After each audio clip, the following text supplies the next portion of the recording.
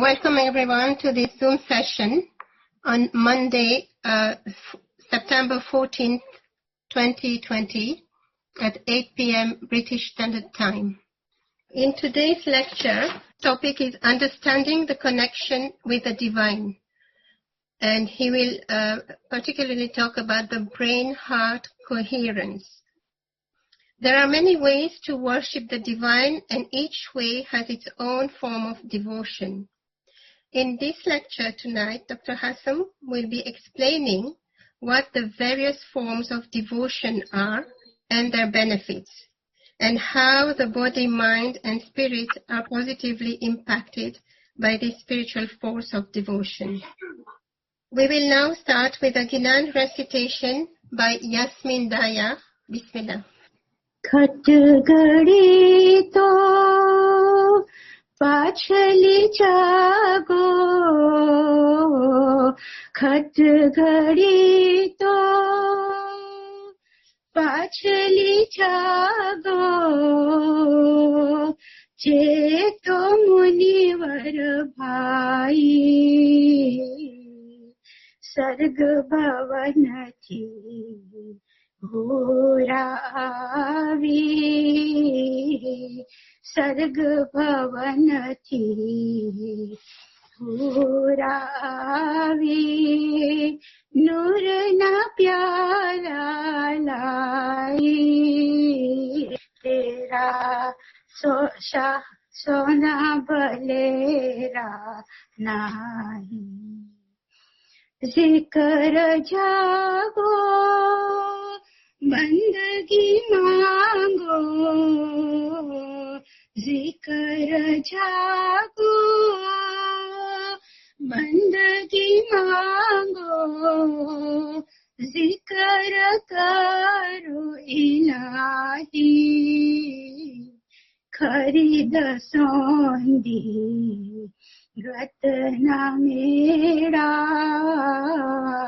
खरीद सोंदी गत न मेरा, हासर बेटा साही, तेरा सोना बलेरा नाही, तेरा शापिरा कदी न सोवे, तेरा मौला कदी न सोवे, तुझे सोना क्यों भावे, तेरा सोना भलेरा नाही. Thank you, Yasmin. Very nicely recited. Dr. HASSAM? Yes, Lakshmi. Yali Madad. Mulali Madad. The floor is yours. Thank you. Yali Madad, everyone. Welcome to today's session. As already explained by our dear host, the session is on connecting with the divine. It's an important session because in this particular session, we are taking a specific approach. We are taking a specific angle about combining the notion of connecting with the divine through this understanding of the brain or heart-brain coherence. And I hope that you will be able to put it into perspective as I will try to explain to you to the best I can. And it is fascinating to know that the whole perspective of heart-brain coherence is one of the most revolutionary understanding that we have today about many aspects of our being, especially in relationship to the notion of the divine. And I will try my best to help you make that connection so that we can better appreciate the manner in which we are approaching our own methods and ways of worship.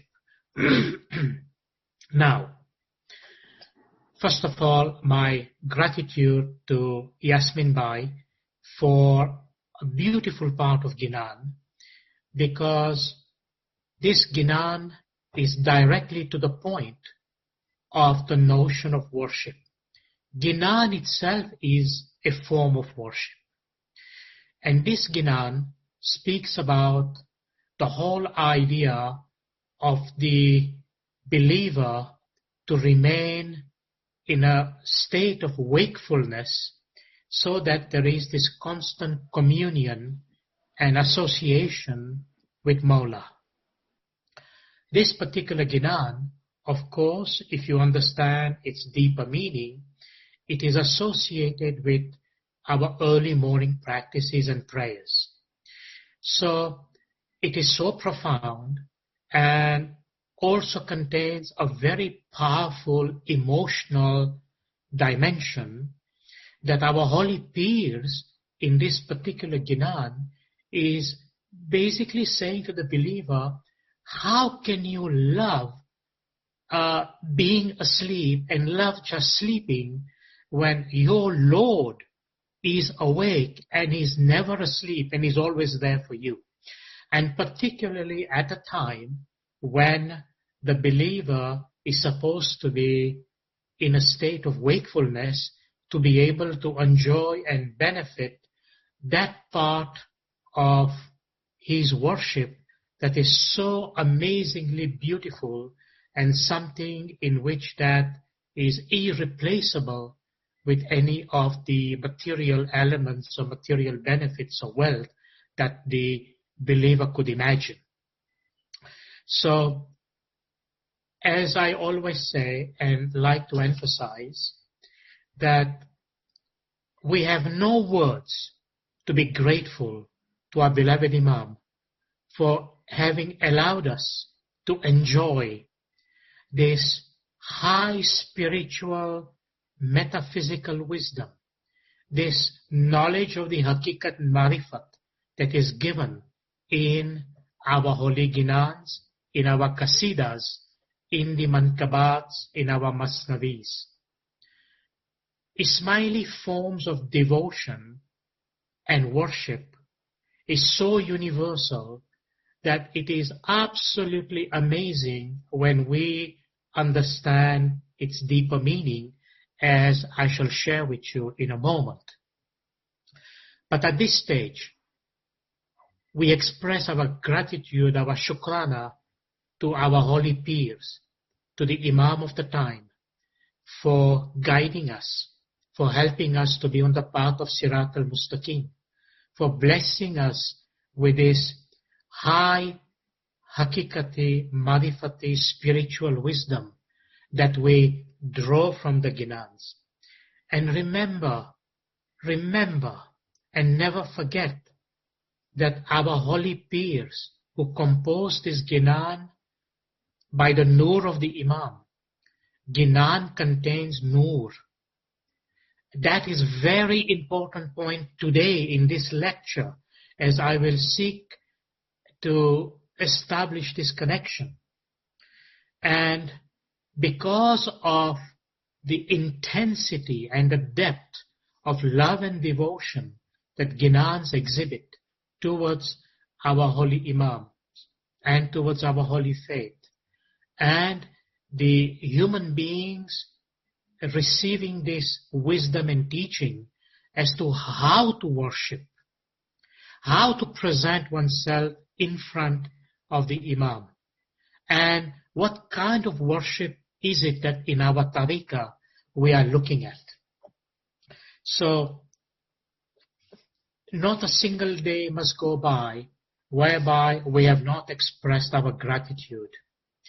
And again, I underline the word gratitude today more than any other day, because it has to do something with the subject today. So remember these points, because they will connect as we go along. In addition to that, please remember our holy peers. They are the highest in creations. And when knowledge comes from the Nur of the holy peer, it is coming from the Nur of Hazrat Imam. And this knowledge of the Nur is inside the Ginan.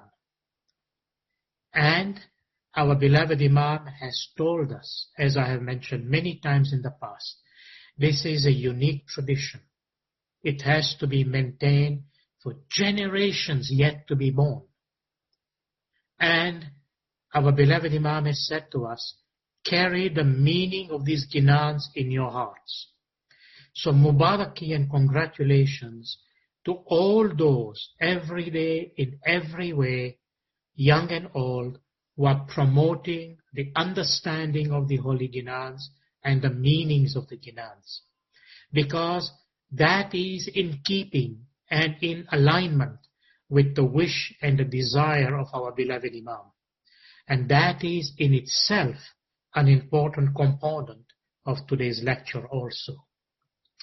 So let me get to the subject and let's see how far we can get into the depth of the subject.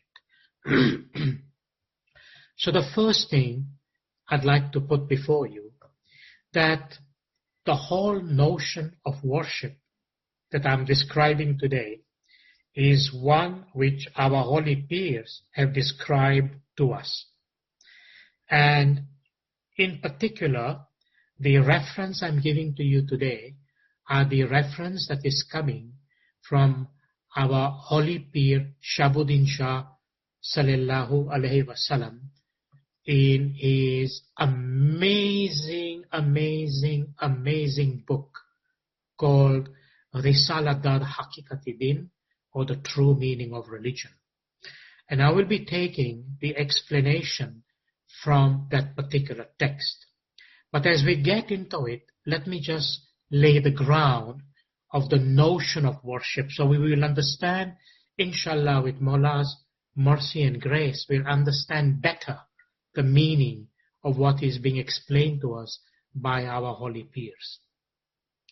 So our holy peer explains to us that there are 5 methods or modes of worship. And it is worship by the body, worship by thought, worship by instincts, worship by reason, and worship by heart. So our holy peer says, worship by body is the Zahiri, Amal dimension of our being. Worship by thought is Khayal. Worship by instincts of the lower self, that is the nafs. Worship by reason is a part of Akal.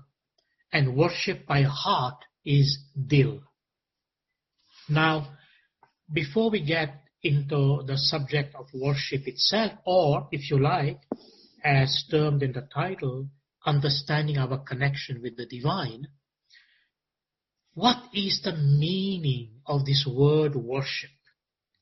And I think we need to define it. So you and I and all the participants, we are on the same page as understanding what worship is. So the simple meaning of the word worship, coming from a very old English word, it means to venerate. It means, worship means to show honor to your Creator, to show honor to the divine. And it is associated not only with one component of the human being, but actually with the totality of his being.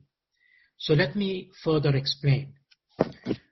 Worship is to show a lot of love and adoration, in our case, to our beloved Imam. In other words, when the murid expresses worship, it is a basis of what comes out from our inner being, and it comes out on the basis of extreme and profound love. It's a type of devotion that we do not question. If we say we worship the divine, then we're expressing this love, and we are expressing this love unconditionally to the extent that we don't even question it. This is important because remember, questioning can mean a form of resistance and a form of analysis before there is acceptance. There's nothing wrong with that, but that does not qualify the word worship. That is another aspect. And the question sometimes that comes forth is to say, what's the difference between worship and prayer? Well, prayer is a supplication. Prayer is an invocation. Prayer seeks to basically bring together, it activates together, it creates a rapport between the divine and the one who is expressing the prayer. In other words, if you like, between the subject and the object. And it is a form of deliberate communication. That's what prayer is all about. Like Imam Sultan Muhammad Shah sallallahu alayhi wasallam said, that prayer is a direct communication of the spark with the universal flame. The spark is the object and the universal flame is the subject. So, in this regard, prayer is also an act of thanksgiving, if you like, and an act of praise. And all those are the dimensions that I've expressed before. So, prayer is also, rather worship is also an act of unconditional obedience. Unconditional obedience. Now, having said that, you can see that the notion of worship is so much more broad, very broad. And I would like you today, in this particular presentation, in this lecture, to really keep a very, very open mind, so broad that you probably haven't done that before. But I'm saying and requesting you to do that because I would like you really to deeply appreciate how open, how magnanimous, how immense the notion of worship is in our tariqah. And how in our tariqah, our beloved Imam has validated the notion of understanding that when we engage, when the faithful, when the believer engage in this act of worship, it is not something that is narrow. It is not a one-channel thing. It is not something that is limited. It is truly, truly, truly, truly unlimited. To the extent that if we understand this limitless aspect, you would be completely mesmerized by this dimension of our tariqah. That is why this notion of connecting with the divine, and I've purposely used these words in a very broad context so you don't just limit yourself, and to understand it in this, call it this universal sense of what it is meant to be. So, how do we characterize and how do we actually express this universal idea of this aspect of worship?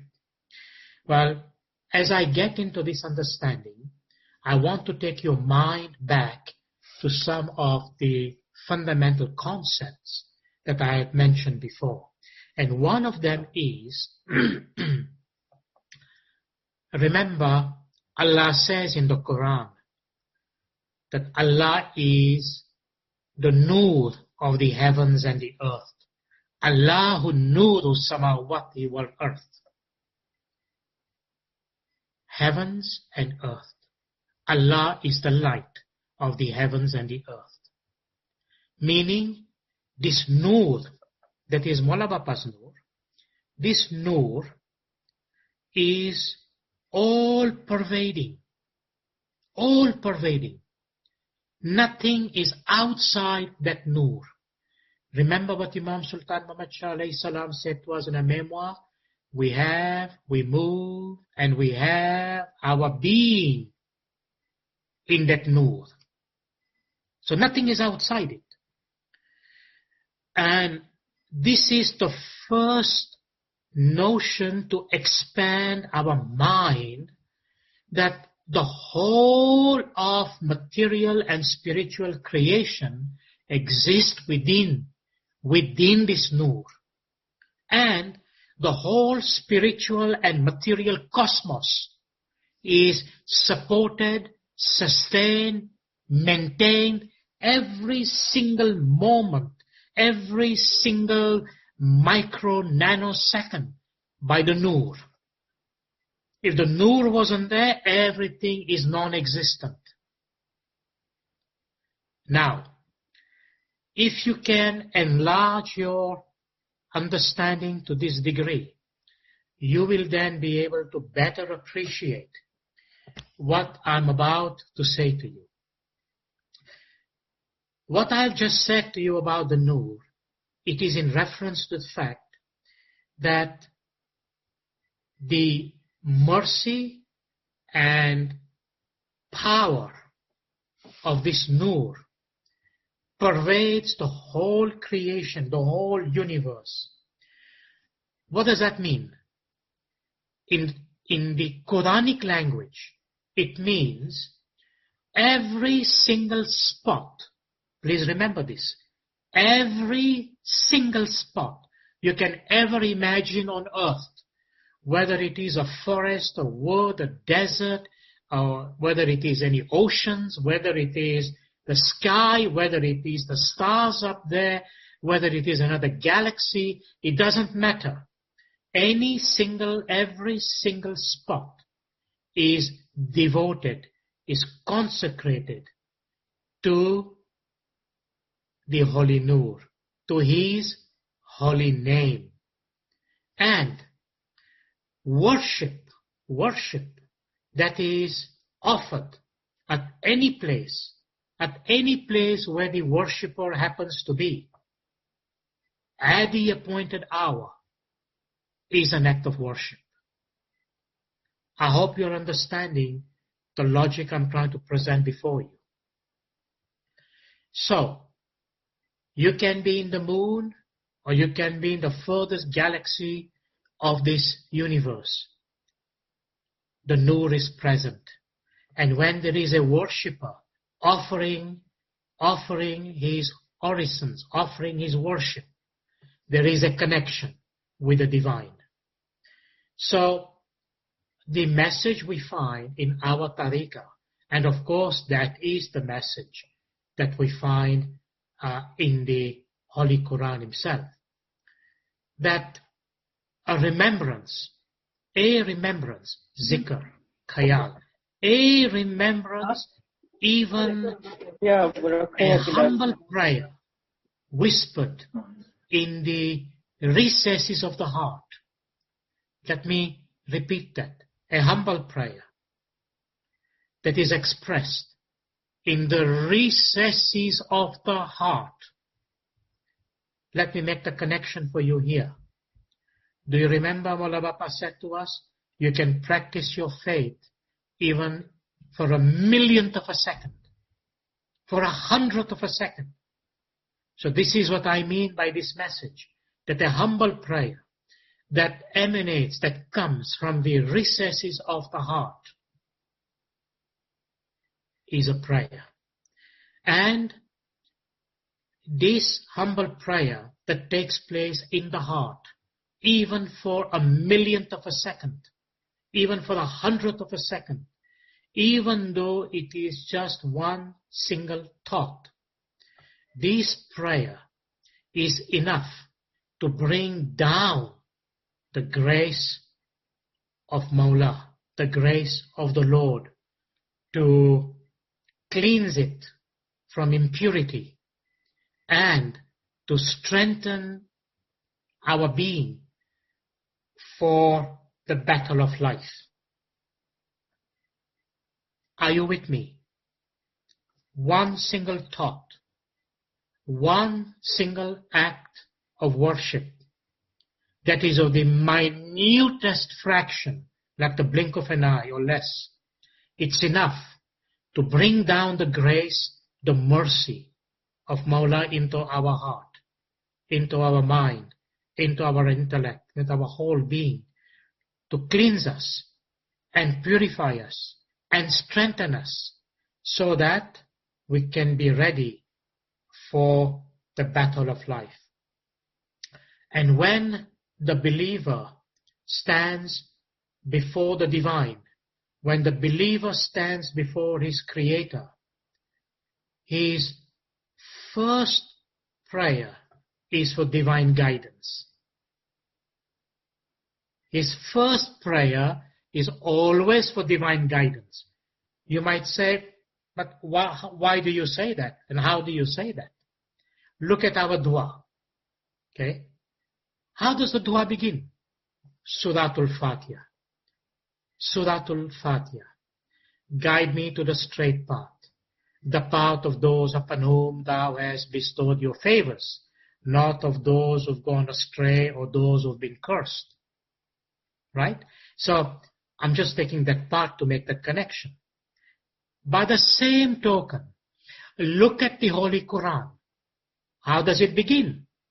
Any Muslim, anywhere in the world, when they open the book of Revelation, when they open the book of the Quran, and look at the word, it's revelation. The word Hidayah also means guidance. When the book is open, it starts with Suratul Fatiha. Suratul Fatiha. And to make this connection even more stronger with the inner meaning of what Al-Fatiha is all about. This is by way of an example before I continue. And before I say something more, remember the multiple occasions within which we recite Suratul Fatiha. All prayers, namaz, all forms of worship and all forms of supplication, they always begin with Suratul Fatiha. Now, the beauty about Suratul Fatiha is, which I think I have mentioned it in some of my lectures on the dua, but it is important for you to recap here. Do you know what Hazrat Maulana Murtaza Ali sallallahu alayhi wasallam said about Suratul Fatiha? Just to take a quick example out of this, our beloved first Imam, Maula Murtaza Ali alayhi salam says, the whole of the Suratul Fatiha is summarized, it is compressed, it is, if you like, included in the opening sentence of the Fatiha, which is Bismillahir Rahmanir Rahim.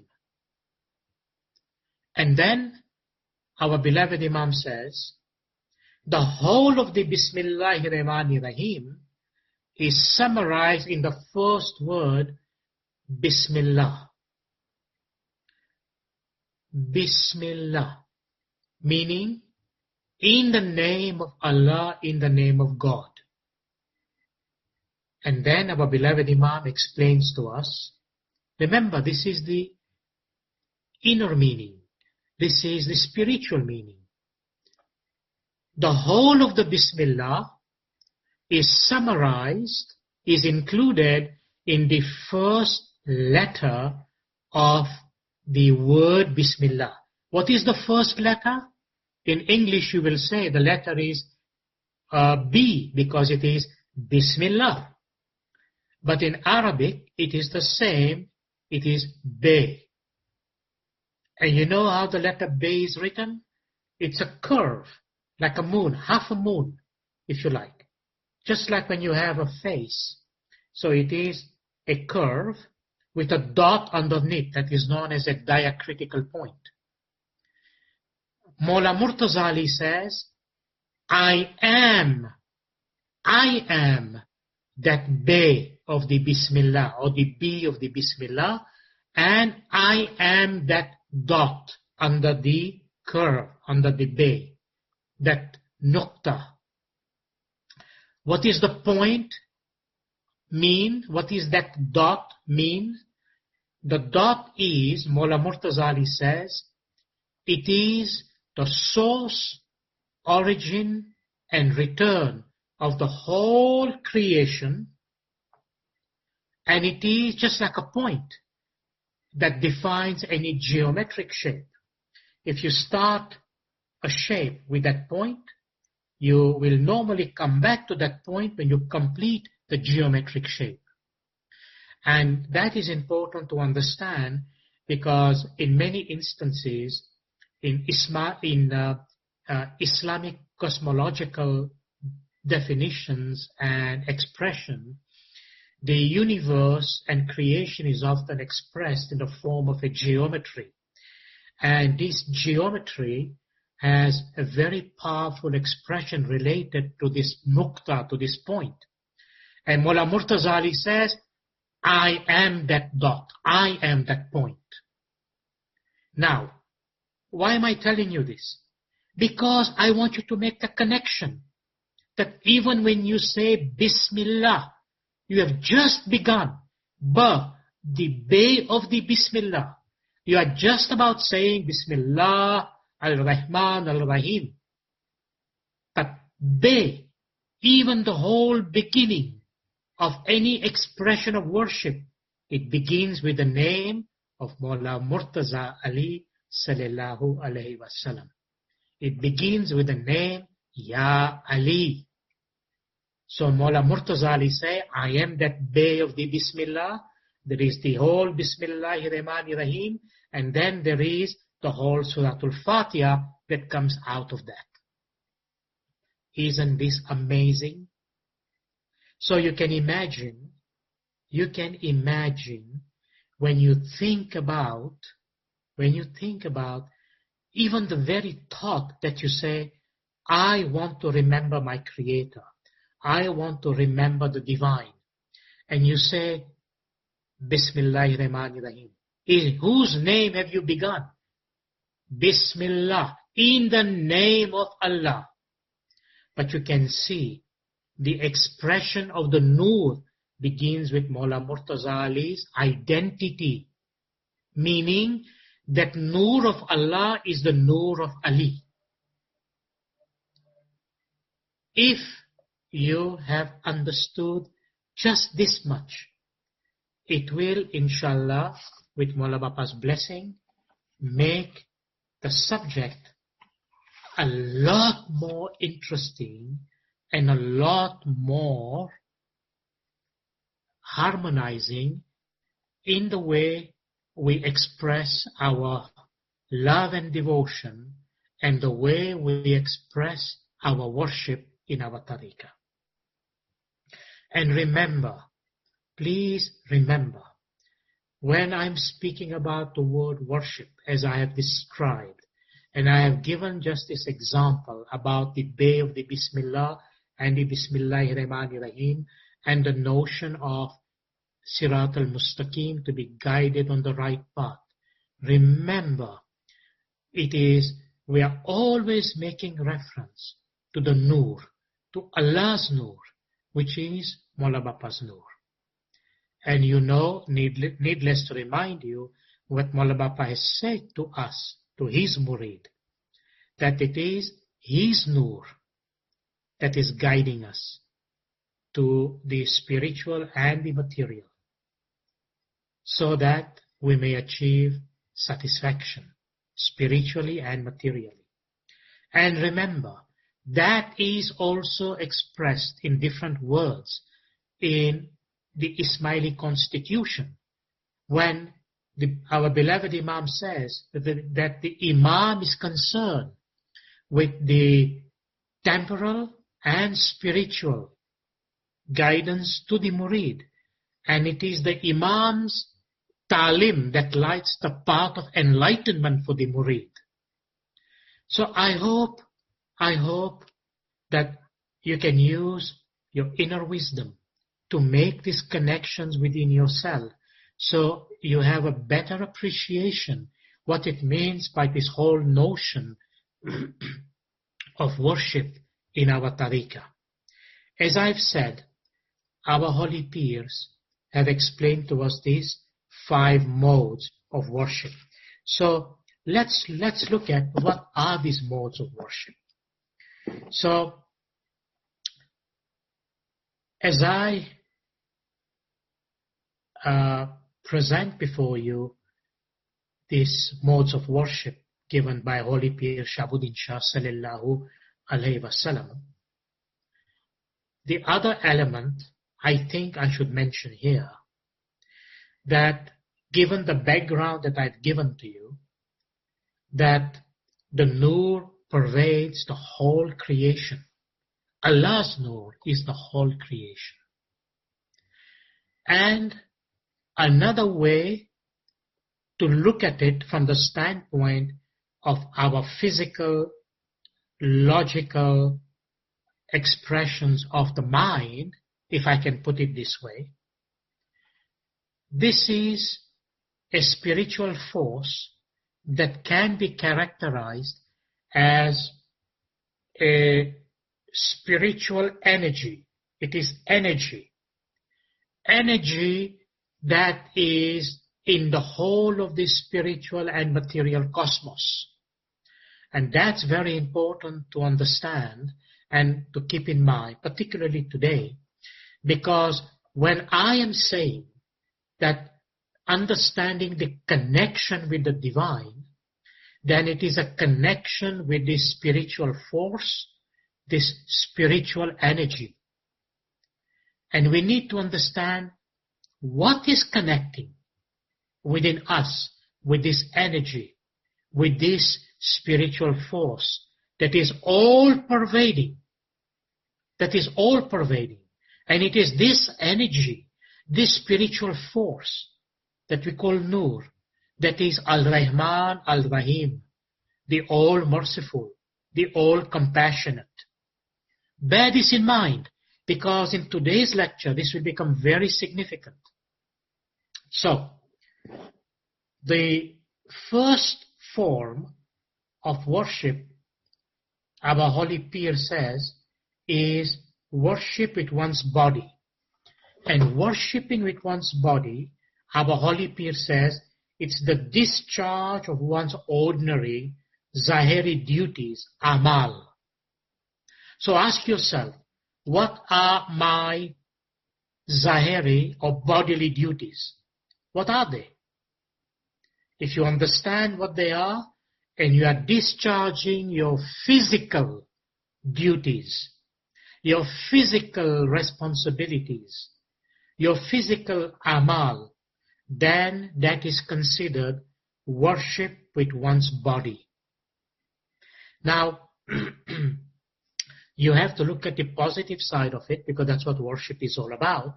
We are not looking at the other side, because at this point it is irrelevant, because we are here trying to harmonize body, mind, and spirit in terms of the notion of worship before we understand what is the heart-brain coherence. And we are coming to that. So that's the first form of worship, worship with one's body. The second form, our Holy Peer says, it's the worship with one's thought, khayal. And our Holy Peer says that consists of abstention of vile thoughts prohibited by God, of concentration on good and pious subjects as found in the examples of mystics and saints. So, what's our Holy Peer saying? That the worship with one's thought, the fundamental thing is not to do the things that faith prohibits, the things that are prohibited in our tariqah. the Holy Pir says, if Mawla has said, don't do something, don't do it. And if you obey the farmans of Mawla and the Pir by abstaining from any kind of vile thoughts, negative thoughts, destructive thoughts, bad thoughts, that is called worship by thoughts. Worship with one's thoughts. So now, just to make the connection, worship with one's body and worship with one's thought. Do you see the connection? Whatever you think eventually will be translated into action by the body. There is a mind-body connection, and thoughts are the result of what comes out of your mind. So, if you are in that level of appreciation that you allow your thoughts to be the one, which is the one that is always in the path of Sirat al-Mustaqim, and whereby you have the ability and the power, and you have generated that ability and the power. And I'll speak about it in a moment, about your thoughts not becoming vile, means ugly, bad, thoughts that are not compatible with what our tariqah tells us, what Islam tells us. And those thoughts are no good to us. Those thoughts are destructive. They take you to darkness rather than light. So that is worship with one's thoughts. Then, our Holy Pir says, one way you train your thoughts to be into that path of goodness is to maintain a connection with those who can infuse in you that kind of positive outlook. And who are those? Let's say, for example, you keep company to people whom you know and you feel and you have experienced are kinds of people who are positive, just to take a broad term. And at the same time, you perhaps engage yourself into material, into reading, into listening, positive thing. Let us say we are listening to Ginans. Wow. When I speak about heart-brain coherence today, you'll come to understand what Holy Ginan does to us. But that is one dimension, right? But what Ginan does at this level of thought, it's giving you knowledge, understanding. So you keep company of the Ginans. You know why? Because the Holy Pirs are the most perfect characterization and manifestation of that goodness, of that light, of that purity, of that expression. Do you see the connection? If you read the Masnavi of Jalaluddin Rumi, as our beloved Imams often quote, and those of other mystics, it will put in your mind, in your thoughts, into your daily activation of mind, ideas and information and impressions that will kind of give you a different impact of feeling into yourself. So, our Holy Pirs have also said that this kind of permanent thinking about the divine, about Mawla, is the foundation of that kind of acceptable worship with one's thoughts. And our Holy Pir says that this is so important to understand. It says that it is the thought, okay? It is the thought that which in all its ways and forms, our Holy Pir says, gradually brings the human being to destruction, to ruin. Is that possible? it is the thought. The Holy Pir said it's so important. It is the thought that gradually brings the human being to ruin, to destruction. And look what the Holy Pir says. And it is in the thought that the hand of the devil is particularly active. It is in the thought, particularly in the thought, that the hand of the devil is particularly active. Think about this.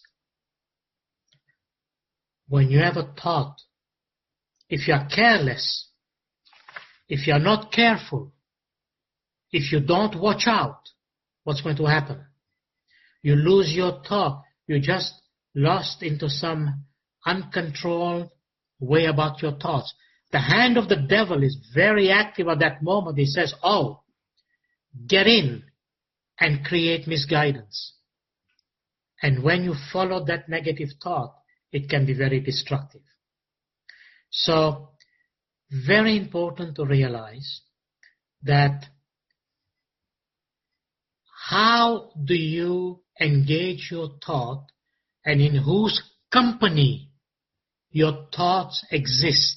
This is the message about worshipping with one's thought. Now let me quote to you a hadith of the Holy Prophet Muhammad sallallahu alaihi wasallam that our Holy Pirs quote. It's an amazing hadith, amazing. Look what the Holy Prophet says.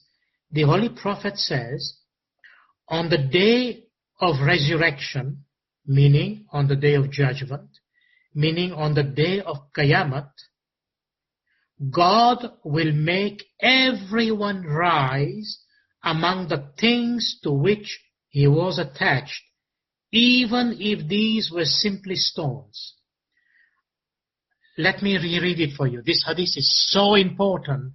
I hope that I can make that impact on you with Mawla's grace. The hadith says, on the day of Qiyamah, on the day of judgment, God will make everyone rise among the things to which he was attached, even if these were simply stones. Now let's look at this hadith first very quickly. This hadith says,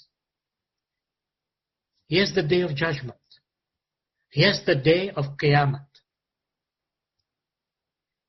What will happen on that day with respect to your thoughts? Whatever you were attached with in the material world. Now let's say if you were attached to a stone. Can anyone just be attached to a stone or just a rock? Let's say that was the case because the hadith say that. Then on the day of judgment, when you are risen in front of your Creator, that stone will be with you. And you will be told, now this is your worship. Because you were attached to that stone. In other words, what is it you attach your mind to? How are you tying your mind? With what? And this is important in the notion of worship. So then our Pir, our Holy Pir explains, and he says, if you understand this hadith, therefore, everyone, and listen to this, everyone who is particularly attached to Muhammad and his family, meaning the holy Imams, will be associated with them on the day of judgment. You see the connection? So right now, as you live in this material world, every moment, every second, you attach yourself to Mawla, who is Ya Liya Muhammad, who is Shah Pir or Pir Shah. You attach yourself. You link yourself. And right now I'm talking about thoughts, not anything else. Thoughts. And if you attach yourself with thoughts, remember, thoughts precede action, physical body action. Then your physical body, your worship with the body, your Zahiri Amal will be guided by the action of your thoughts, which is worship by thoughts, meaning the meaning of worship, sreva, by thoughts, is that you associate all your thoughts with the presence of Mawla, Shah Pir, Ya Ali, Ya Muhammad. And this is considered exactly that. And on the day of judgment, on the day of Qiyamah, the Holy Pir says that it will become apparent to everyone over there, to everybody, that during your lifetime, you were attached to the Holy Nur. You were attached to Ya Ali, Ya Muhammad. Very powerful and very specific understanding what this means. Okay, let's move on forward. I could say a lot about this interaction, but maybe tomorrow in the Tuesday's lecture about the battle of the soul, we will elaborate a bit more on this dimension, because we will be speaking about the virtue and vices and how they impact this whole notion. So the notion of the third one, so first one was worship by the body, worship with one's thought, number 2. Number 3 is worship by instinct. And what do we mean by worship by instinct? Worship by instinct of the lower self, the nafs, that consists, what does that mean? Our Pir says it consists in abstaining from the kind of knowledge which may appear as ordinary knowledge, but in reality is intended to undermine religion. We live in a time where there could be good, bad, and ugly knowledge. But the kind of knowledge that is bad and ugly, that undermines religion. And if people focus on that kind of knowledge is forbidden. So if you stay away from bad knowledge, inaccurate knowledge, from the kind of knowledge that takes you into darkness, from the kind of knowledge that lacks light and clarification, then that is considered worship by instinct of the lower self. In other words, it's a way to bring the lower self under control. And our Pir says that one has to avoid it, as otherwise one will have to fear the anger of the divine. You know, in many places in the Quran, Allah expresses His anger, more His grace, compassion, and mercy. But there is also the expression of anger. And the expression of anger comes to those who misuse knowledge and take knowledge into darkness. So, our Holy Pir explains and says, do not say there is no such thing as resurrection of the dead. You know, when you tell people in the physical world here that the people who are dead or gone, they'll be resurrected, means they'll become alive again. They laugh at you. They mock you. They say, well, the person is dead, is buried, it's in a grave. How do you expect that person to become alive again? It doesn't make any sense. So the Holy Pir says, giving an example, if people say, if you say there is resurrection of the dead and people contradict you, tell them there is such thing. There is. And the one who avenges and punishes will avenge. The Holy Pir says, this fear of displeasing God is a characteristic of the people in the right path.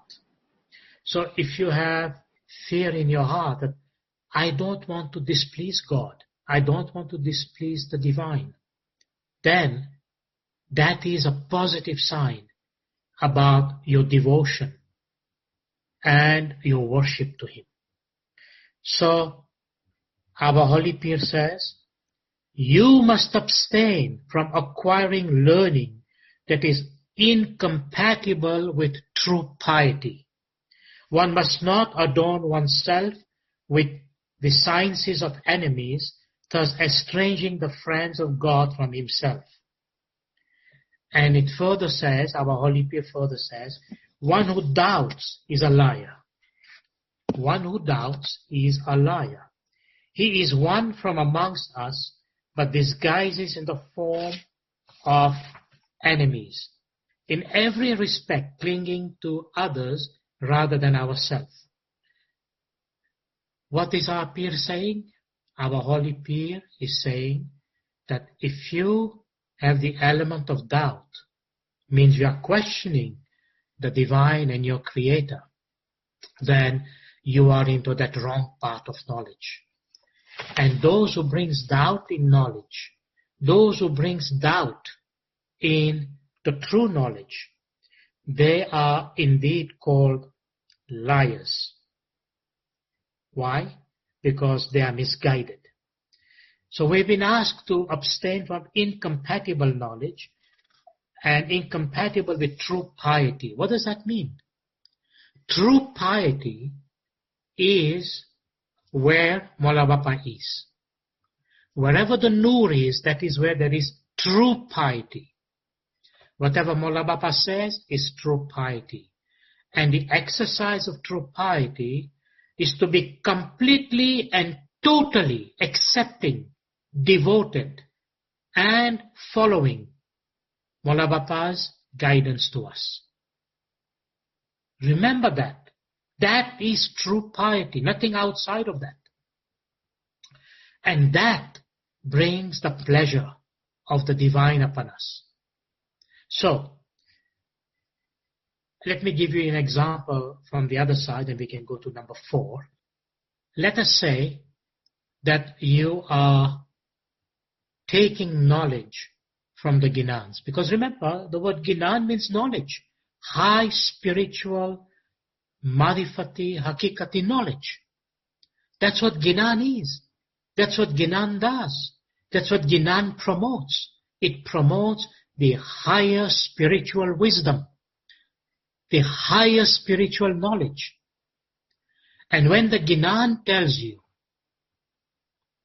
do this, don't do that, conduct yourself in this manner, think about this in that manner, remember what the Holy Pir does in the Ginan.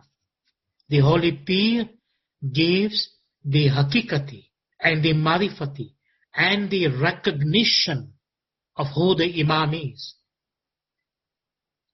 I hope you understand what I'm saying to you. I hope that you can go back and think again. What is our Holy Pir saying? What are the Ginan saying to us about the love, devotion, about the song, about Nur, about the Hakikat, about our prayers, about our submission, and everything that we do in our tariqah that is guided to us, that is explained to us. Now, if someone suddenly comes and says, oh no, Ginans have got this error, and Ginan, this is a word that is a Hindu word, and Ginan contains teachings of Hinduism. Really? Really? These are people who have not studied Ginan, have not understood Ginan, and are simply, they are the slave of their delusion, they are the slave of their negative thoughts, and they are the slave of darkness, and they are the slave of that devil. Because how can you say that knowledge that comes from the one who are highest in creation, that it is knowledge of this and that and contain errors and this and that? Really? When Mola Bapa himself is the Pir, and he has said you learn from this knowledge, and people come and put a different label on the Ginans, do you think the opinion of these people have any value? No. When it comes to matters of faith and matters of worship in our faith, look at the guidance that comes from Shah Pir, from Maula Bapa himself. The whole of Ismaili faith is defined and guided by the Imam of the time. And there is no compromise on that. And remember, in an act of worship, it means complete acceptance and submission, unconditionally, but with enlightened intellect and reason to the will and guidance of the Holy Imam. Why? Because they are the guidance of the Noor. And the Noor is telling you, follow the Ginans. Keep the Ginans in your heart, the meaning of the Ginan. The Ginans are the kind of knowledge that has to be kept. The Holy Noor tells us, generations after generation, for generations yet to be born. And then you have this ignorance that comes and tells us, oh, it is contained Hinduism and all that kind of nonsense. Really? Is that the appreciation we have? Is that the value that we have? Is that the knowledge we have that we are telling our Imam that, no, this is not something that we need to follow? And there are people who go so far as to say, oh, you know what, we have to change these words in the Ginan. Will you ever dare change a word in the Holy Quran? Well, you know very well, Holy Prophet Muhammad sallallahu alaihi wasallam, whom we also express in our worship as it is in Islam, in our holy kalima, La ilaha illallah Muhammadur Rasulullah. The name of Holy Prophet is there. And he is our holy first peer, is the first peer and the last prophet. Are you going to say the words of the first peer contain errors and you have to change the language? How dare a person can take, and how audacious, what audacity a person can do that? What kind of a mind and intellect and logic is that? It's totally illogical. Nobody can, out of their own so-called dark intellect, come out and basically say, unless the intellect is dark, those kind of things. Logic dictates they are the highest in creations, and the knowledge we have received is from that source of being the highest in creation. And therefore we have been told, follow that knowledge, because it contains the light that leads the soul and the intellect into divine illumination, and eventually the soul into spiritual salvation.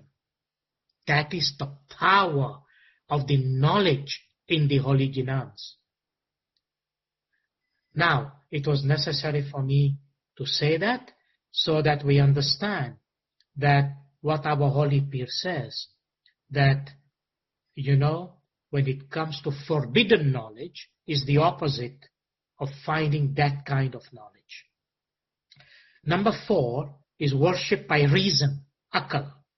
And our Holy Pir says that consists in permanently being in a state of strong conviction, yaqeen. When we say, La ilaha illallahul malikul hakul yaqeen, in that part of the dua, when you are in a permanent form, state, very important. The word state is very important. The mind goes into different states, depending on the information that's there. But when you are into that state of permanent conviction, not temporary, not I am now here and then next minute I'm not there. No, I'm in the state of permanent conviction, never allowing any doubt to enter your mind or crawl in your mind. The Holy Pir says, Mawla said. So our Holy Pir is quoting Mawla. He says, Mawla Bapa said, never permit yourselves to have a doubt in your faith. As soon as you permit one doubt to arise, you are now classified into a different category that is known as, given in the Quran, as a kafir, as unbeliever. Please don't take it wrong. I'm not saying my words. These are the words of the Imam. And you have to understand, this is very significant because they are strong words, but they are intended to make an impact in our consciousness and mind so that we understand that what is the danger when you allow yourself to be doubted by your faith.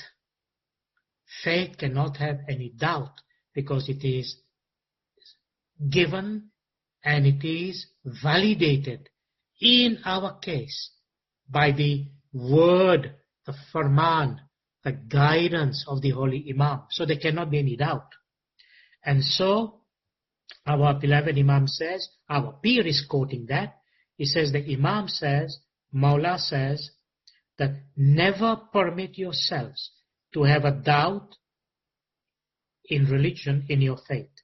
As soon as you permit one to arise, you become an unbeliever. You become part of the unbelievers, a kafir, deprived of the mercy of God, because, can you imagine, when you bring the doubt, mercy goes away. You are deprived of that mercy. Mean this Al-Rahman, Al-Rahim, because doubt is the feature of those who are opposed to the Imamat, and those who are the enemies of the Imamat. And I don't have to go into it. All you have to do is to go back in history and you will see what it is meant by that animosity that existed way back then and at elsewhere. So, our Holy Pir says, so let you always be firm in your religious conviction and in your religious opinion. Meaning that opinion and conviction coming from the Imam. Be strong in that one. And that will be your worship by reason. I hope you are following these strands of thought, because remember, as human beings, we have a body, we have thoughts, which was the number 2. We have our nafs, our instinct of the lower self. And here we have our reason or akal. Are you able to make that connection right now? That you say, yes, I have a body, I have my thoughts, I have my aspect of my being that I consider my nafs, my lower self, and I have my thoughts, I have my reason rather, my akal. Do you see all these elements are all in us? This is not something out there. And then the 5th dimension of this worship is worship with the heart. Dil.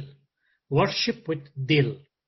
And our Holy Pir explains, worship with dil or the heart consists in always feeling, very important word, always feeling great affection for the Holy Panchtan Pak, the 5 members of the Prophet's family, the Ahlul Bayt, the Holy Panchtan Pak.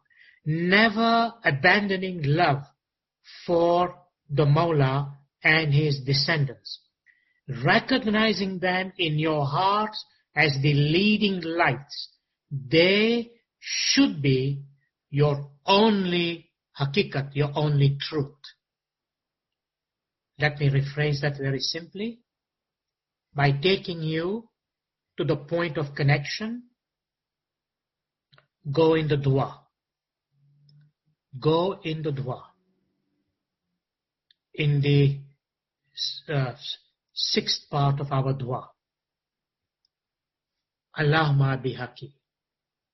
Muhammadin al-Mustafa, Walali al-Murtaza, wa Fatimat al-Zahra, wal Hassani wal Hussein. And immediately after that, Allahumma bihaqi, Maulana Ali, all the way down to Mola Bapa's name. Can you see the connection first of all? Right there in our prayers as an act of worship. Exactly what Pir Shahabuddin Shah says, that it consists always in feeling great affection for the holy Panchtan Pak in the sixth part of the dua. Right? It's right there. And the connection, the name of the Panchtan Pak as expressed there, and then where is that Panchtan Pak? Immediately, because remember how it begins, Allahumma bihaqi. Allahumma bihaqi Muhammadin al-Mustafa, Walini al-Murtaza, wa Fatimati Zahra, wal Hassani wal Hussein. And then, Allahumma bihaqi Maulana Ali. That whole Panchtan Pak is Maula Murtaza Ali sallallahu alayhi wasallam. The whole Panchtan Pak are all the Imams till Maula Bapa himself. Maula Bapa himself is the holy Panchtan Pak. The Noor of Panchtan Pak, the Noor of Allah, which is the Noor of Panchtan Pak, is the Noor of Maula Bapa today. So our holy Pir says, worshipping with one's heart, Dil, is this exercise and expression that comes from the heart. Please remember this, because now the next segment of my presentation is coming to put all this thing together in a manner that I hope will make great sense. So, in the heart. Now remember, I always quote that Ginan from Saloko Motto of Holy Pir Shams. Dil mahe deval pujiye, dil mahe deve dua, dil mahe ape vase, ane dil mahe ape dida. This is such a powerful teaching, spiritual teachings of our holy Pir. What happens in the heart, that I hope that when I speak about it now, you will be able to come to this understanding. What is this notion about worship with the heart, where it consists in always feeling great affection for the holy Panchtan Pak, meaning the Noor of the Imam, meaning for Maula Bapa himself and all the Imams. And the holy Pir says, whenever you feel the love of Maula Bapa in your heart, the love of Shah Pir, the love of the Imam, then you have worshipped God in your heart. Let me rephrase that. I'm reading it to you, okay? So don't say Dr. Hassam is making his own meaning. I am no one. I am absolutely no one to make this kind of meaning. No one. This is the teachings of our holy Pir. Look, listen to it carefully. Whenever you feel love for Muhammad and his family, meaning the Holy Prophet Muhammad sallallahu alaihi wasallam and his family, because remember we say Panchtan Pak, meaning the Noor of Panchtan Pak, meaning the Noor of Allah, meaning Maula Bapa himself, you have worshipped God in your heart. How do you worship God in your heart? By reaching out from your heart, the understanding, the recognition that I'm expressing this love and devotion, this feeling for the Noor in my heart. Well, it's logical, right? It's logical, because what is in the heart is the Noor. It is the Noor of Allah, the Noor of Maula Bapa in our heart. There's a lot to be said about it. By the way, I'm going to have a separate presentation about the mystical and inner dimension of what the whole mystery of the heart is all about in the mystical literature, and give it some emphasis, just like our peer explained about dil, meaning the heart. What is that? So let me finish this part, then we can go to the next one.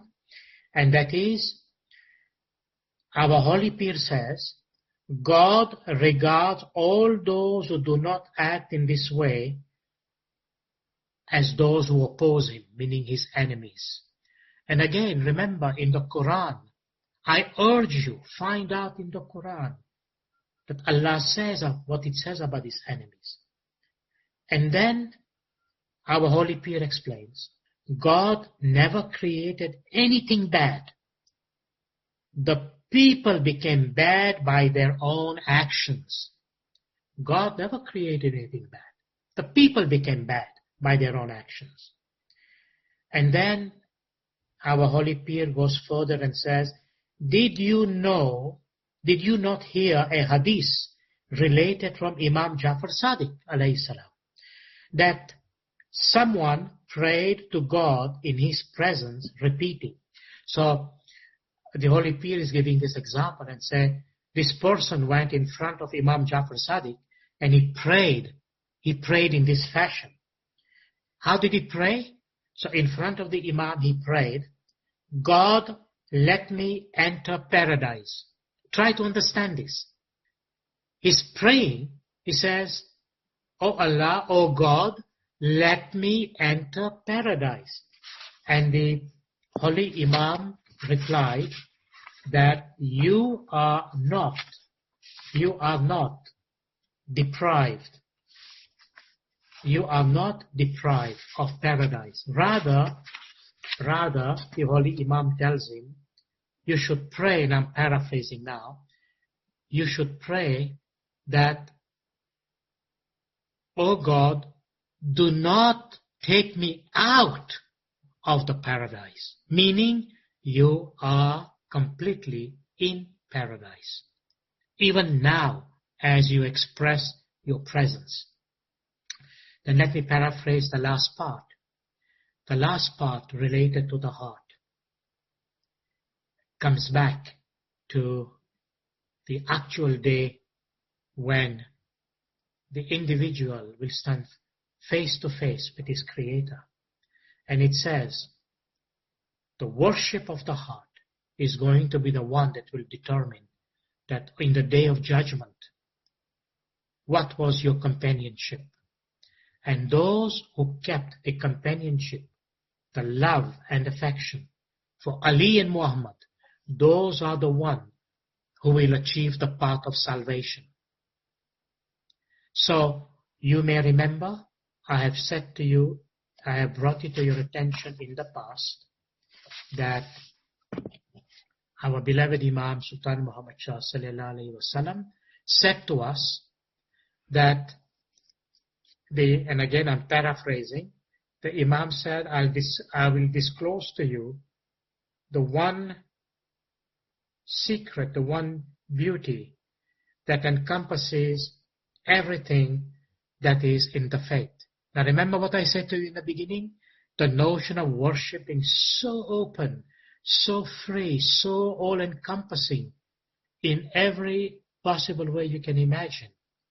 And the Imam says, the one thing that if you have is the love for Ali and Muhammad. This includes all the beauty religion can ever give you. In fact, it is the secret, the inner secret of the faith, of religion. And that is worship by the heart, because you have in your heart made that the basis of your being and of your existence. All right, so now we have completed the 5 forms of the manner in which in our tariqah our holy peers explain, and let me quickly summarize. What did you notice? we have a body, then there is a way the body worships. We have thoughts, then there is a way the thoughts worship. Then we have our nafs, our lower instinct, which is basically the instinct of our survival. Food, reproduction, and all the things that we do with our nafs. Then that also has a means and a method of worship. Then there is our reason, which is a part of our akal. That also has a way in which worship is expressed. And then there is our heart. The heart in which is representative, if you like, of our being.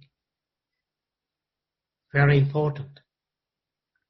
That also has its form of worship. The point of all of that is, in our tariqah, you cannot say, I'm only worshipping with my thinking. No, everything is holistically linked. So, the understanding the connection with the divine implies that everything is connected together and everything is engaged in a state of worship. Are you able to follow me in this most logical sense? You cannot say on the one hand, I'm saying in my mind, or rather from my mouth, I'm saying Bismillahirrahmanirrahim, but my mind is thinking something bad. Then all you're doing is taking out words, but your mind is not in that state of worship. It's the opposite. So having this alignment, having this harmonization is so important and so fundamental that if it is not there, it is like half of worship or no worship. That is why the notion of body, mind, and spirit, if you like, it's all-encompassing. You know, we say body, mind, and spirit. It's all-encompassing. It's total, holistic. Now we come to, if you like, the crux of how can we make this thing work. Because the question that many people have is to say, okay, fine, I understand. I understand that my body and my mind and my nafs and my thoughts and my akal, my dil, my heart, all have to be into this harmony, in this alignment. But how do I do it? Because I'm kind of torn apart. I'm scattered. My mind is there. My body is there. During dua, I'm thinking of that. And, I'm suffering from all these negative thoughts and this and that. That is why we need to speak about heart-brain coherence. And I would like to do it by bringing to your attention many of the scientific facts. Unfortunately, because of the complexity of the subject, I necessarily had to reduce it into a way that I can dialogue with you rather than showing you graphs and figures and equations and other forms of experimentation. And with Mawla's blessings, I've had the great privilege of doing these studies to a tremendous degree. But I have to say to you, to all the listeners today, that this idea of heart-brain coherence, it is there, and I'm going to present it to you in a second. But the benefit, the credit of this idea goes to all my friends and sisters, those who are hosts of this program. Individuals like ALWAAZ, Lakshmi, Faiza, Nayab, Sharon, Nusri, my dear wife, and all these individuals whom we sometimes interact together with, they provided me this idea. And I'm so delighted. I'm giving them the credit because had they not, I would have been rather reluctant to bring this topic up in the way that I was thinking.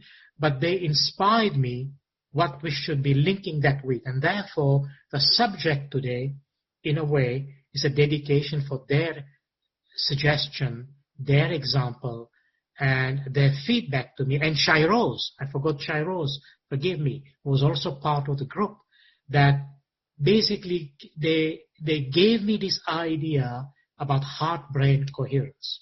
So I'm pleased to present it to you in the context of today's lecture, and I'll say even more about it tomorrow in the notion about the battle of the soul, and you'll know why. So what is this brain-heart coherence? Perhaps another word is to say brain-heart harmonization. Now remember the context. I don't want this to be simply, quote-unquote, a psychological lecture. This is not psychological alone. It is a lot more than that. Did you know, for example, let me begin with some facts. Did you know, for example, you have in your heart approximately, and I'm talking about the heart, you have in your heart approximately 40,000 specialized cells that are like brain cells, but are not brain cells. They are not your brain, but they are in your heart, and they are called sensory neurons, and they are what they call neurites. They are called neurites. They are brain-like cells. They are brain-like cells in the heart, and they are concentrated in such a degree that they actually are known by the little brain in the heart. So you have your brain in the head, but right here in the heart, you have a little brain also. It's the little brain in the heart. And imagine that. It's got these 40,000 specialized cells we call neurites. They are sensory neurons, and these little brain actually acts as the brain in the heart. Now, what is significant about that? Again, just to emphasize so we don't lose train of thought, they are concentrated in such a degree that they actually, as I said, they actually call the little brain in the heart. Now, this little brain in the heart, meaning these sensory neurons, these neurites, they can learn independently from the neurons in our brain. They can think independently from the neurons in our brain. They can remember independently from the neurons in our brain. They communicate with us separately from the neurons in our brains. Are you following me? So this little brain in the heart, it's like it's got its independence from the brain. It does all those things that the brain does also, but independently. And this little brain in the heart, it is made of these sensory neurons, 40,000 of them, 40,000 neurites, communicate in a language that we may or may not recognize because, you know why we don't recognize? Because most of us are conditioned to see the world through our brain. And if we are lucky, at least those who are lucky, they may get a chance to connect with the heart, which very few people do. So how do you look at the world around you? How do you look at people around you? How do you analyze the experience around you? Through your brain. The brain is always at the forefront. Very few people, if at all, conduct that very exercise through the heart, and particularly activating that little brain in the heart. So, what does that mean? if you're lucky, as I said, those of you who have the privilege and the knowledge to do that, how do you access these sensory neurites? Well, we can work with the brain independently. We can work with the brain independently. We can work also independently with the neurites in our heart. Now, most people know the other way around. Most people know how to work with the brain and the mind fairly well. And the reverse is also true, that most people don't know how to work with the neurons and the neurites and the little brain in the heart. So we can actually work with the heart independently of the brain. That is very important to know. And why I say the word independently, because until you understand the heart-brain coherence, you really want your brain, so to speak, out of the way so you can understand what I'm talking about, little brain in the heart. Now, generally speaking, I don't say all, but generally speaking, scientists always, especially within the field of psychology, scientists always say things like, well, you know what? It's all about the brain. You measure the brain, you look at the wave functions in the brain, the alpha, the beta, the theta, the gamma now. You look at all those 5 waves, so to speak, in the brain and measure the brain activity. It's all to do with the brain. And they say to us, forget about the heart. What's the heart got to do with anything beside, quote unquote, cardiology? And of course, cardiologists are very important to keep us healthy and to keep us sane in terms of what, the physical heart function is. But they say, no, it's all about the brain. Forget about the heart. Well, today, when we look at scientific research, scientific investigation, maybe one day when you're in the mood for more technical information, and you should give me feedback on that, and I can work on it.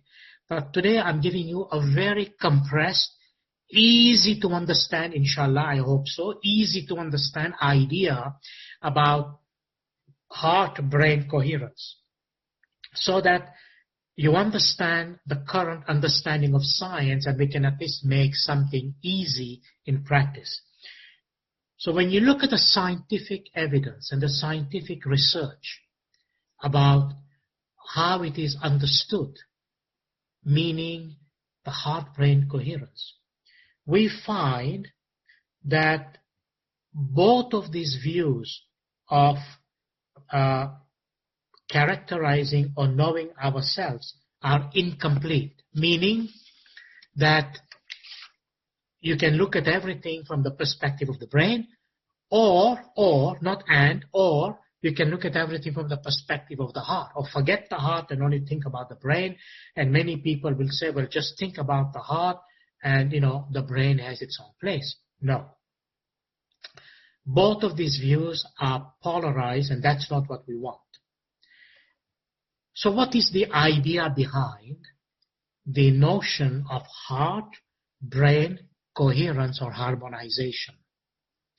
Now, please remember, as I've just said a minute ago, the idea is, I'm making the idea very simple so we can at least be on the same page without me having to lose you into many of the very, very intricate scientific measurements that have been done. But I'll come to that in some sessions down the road. Heart-brain coherence means when we marry, the marriage of the heart and the brain together, we harmonize the heart and the brain. That's the first thing to understand in our logical, practical, pragmatic sense. How do I marry my heart to my brain? And how to make this marriage work? Amazing, isn't it? How to make this a marriage work. It's no different when people get married with their partners, right? How you make this marriage work. But the marriage of the heart and the brain is the notion of heart-brain coherence or harmonization. How do you harmonize the heart with the brain? So the heart and the brain needs to come together. And this is the extended neural network. Excuse me for the technical term, but this is the extended neural network that makes us different from all other forms of life, where we are able to express our deepest empathy, compassion, intuition, and other forms of expression that does not exist in other species, at least not to this degree. So when I speak about the extended neural network, I'm talking about the connection of the little brain in the heart and the big brain in our head. That's the extended neural network.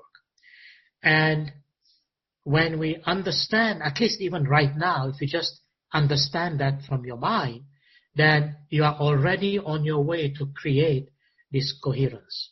And remember, intuition, this ability of intuition that we often use, comes from this coherence, from this harmonization, and I'll say more about it.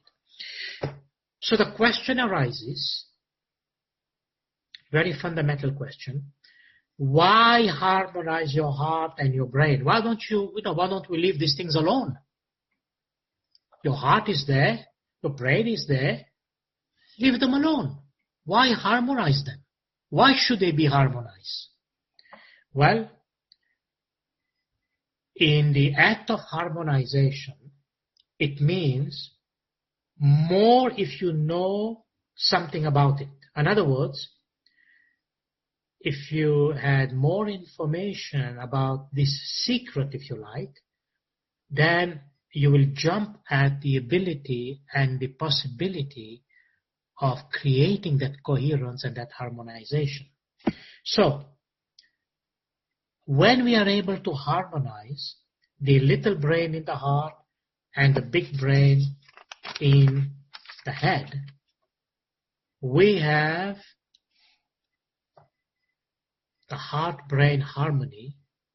We have, if you like, the beginning of setting that foundation so that we begin to understand the enormous benefit that arises out of that particular liaison and that particular marriage. What is the benefit of this marriage between heart and brain?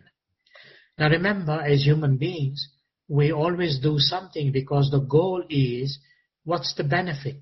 What's in it for me if I do it? And if I don't do it, then what? Very good questions. Very good question. So let's take some example to begin with, and I'll come to the process. So when you achieve the state of heart-brain harmony or coherence, did you know that we can process information in our brain and consequently in our mind?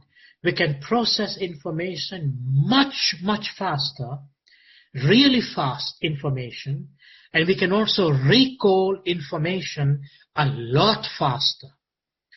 And the reason for this is that when we marry the heart and the brain together, we access information in our heart with our intuition. We access information in our heart with our intuition. And we don't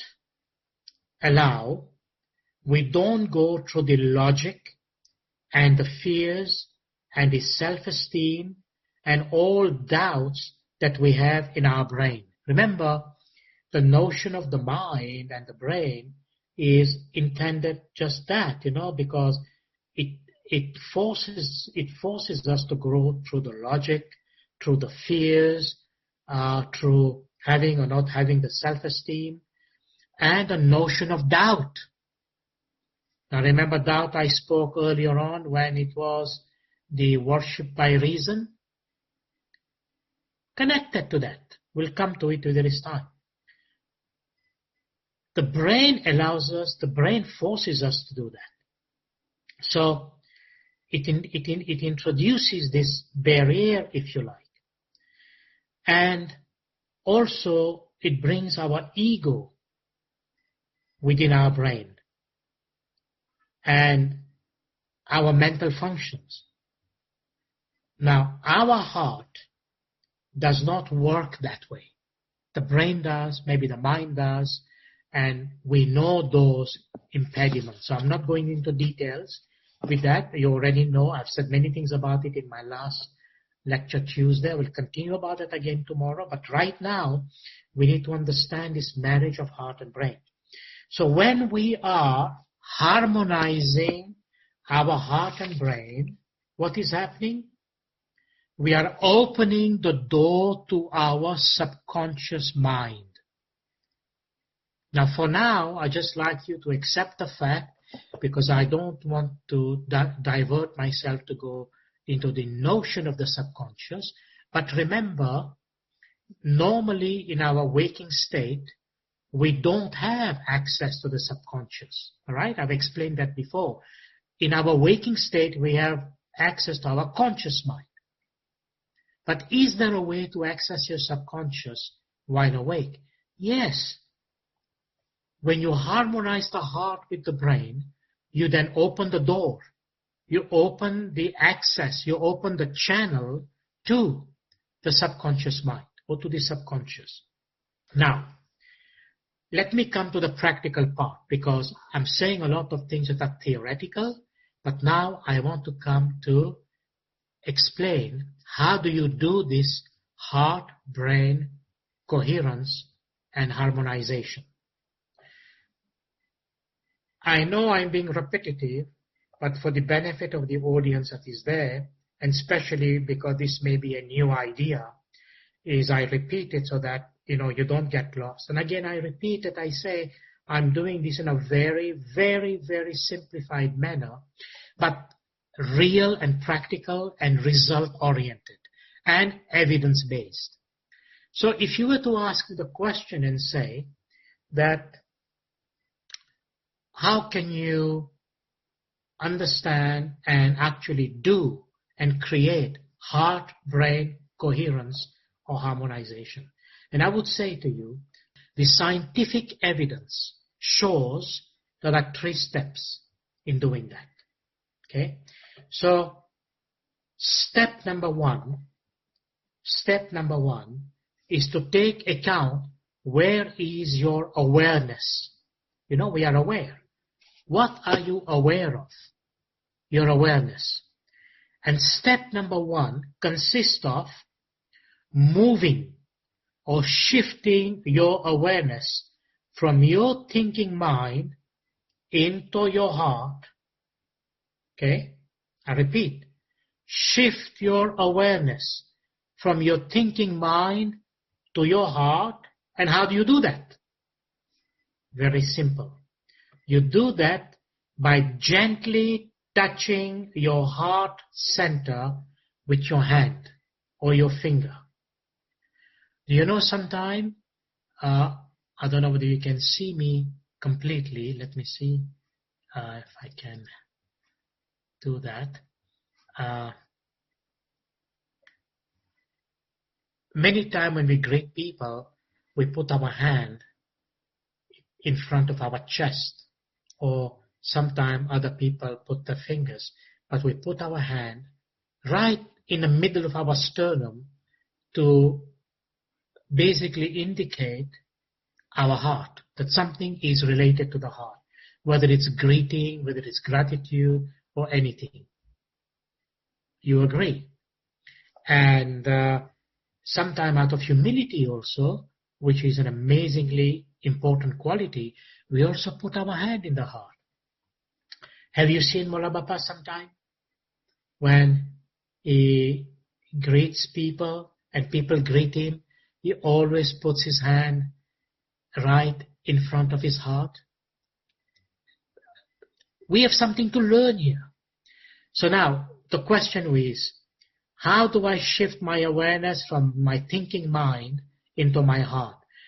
First is through the sensation of taking your hand and touching your heart center with your hand. Why? Did you know that your awareness will always go to the place in your body where you feel the touch, where you feel the sensation? Did you know that? So if you take your hand and you put it on your right hand, your awareness immediately go there because you have created that sensation there where your awareness shifts or moves there. Exactly the same way, you can shift the awareness of your mind towards your heart by, first of all, using your hand, by moving that awareness at the level of your heart and creating that sensation towards your heart. So, in whichever place of your body you move your awareness, that's where the sensation will be created. So your brain becomes in touch, if you like, where that sensation is. Now by doing this, what you will do, you will draw your awareness away from your thinking mind, and you will have shifted from your mind to your heart. You probably are going to say to yourself, is this really true? Yes, I can assure you, if I had right now the equipment and the scientific evidence to show you the results, you would be completely convinced. But even if you are not looking at the scientific evidence, you can do that yourself. You can do that yourself. Wherever you shift your touch in the body, that's where your awareness will move and you'll create a sensation.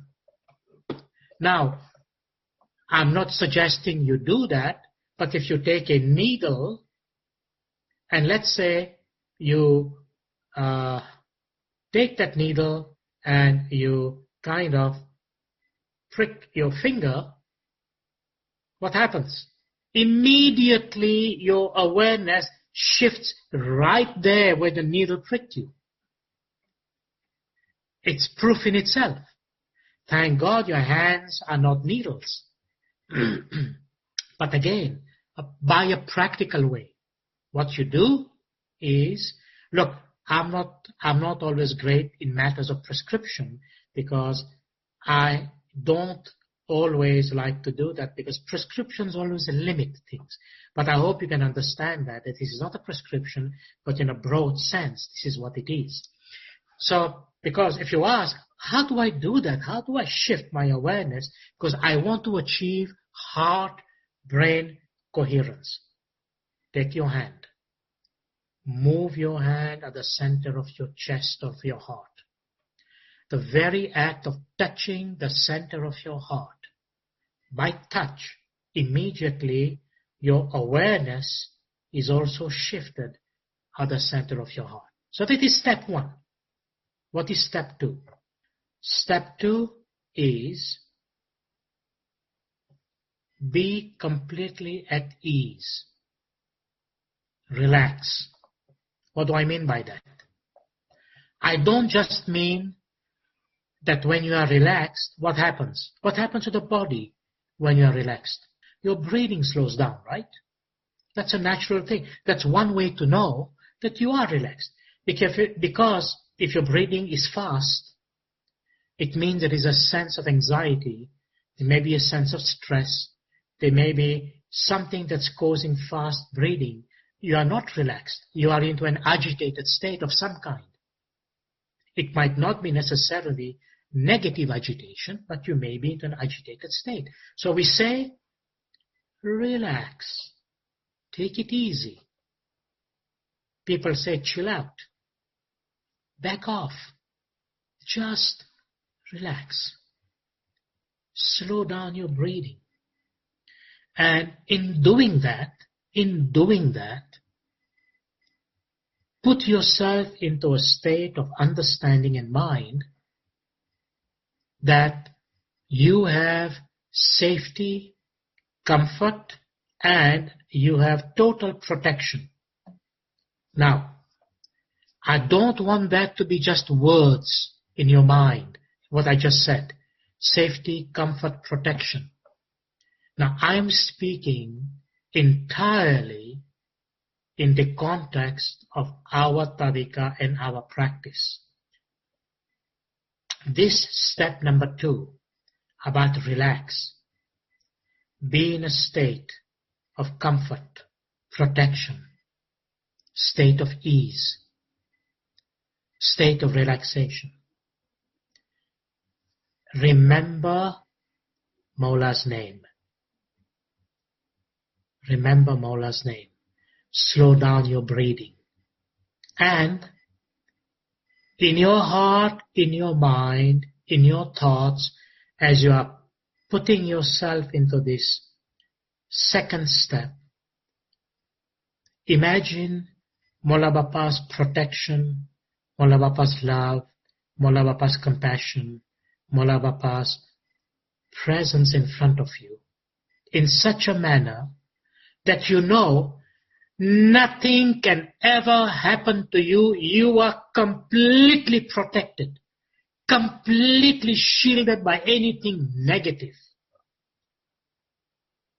Tell your body that you are in a place that is safe, that it allows your body to let go of the stress hormones and the feelings of stress, thereby awakening your healing chemistry, your powerful immune response, and your anti-aging hormones. Is that a possibility? It's a total possibility if you allow yourself to happen that way. Because remember, one of the modes of worship I described was that you are connecting your thoughts and your reason with the name of Ali and Muhammad, how our peer guided us. Are you able to see how our acts of worship create this and gives an opening to this heart-brain coherence? But I'm not done yet. I'm still coming.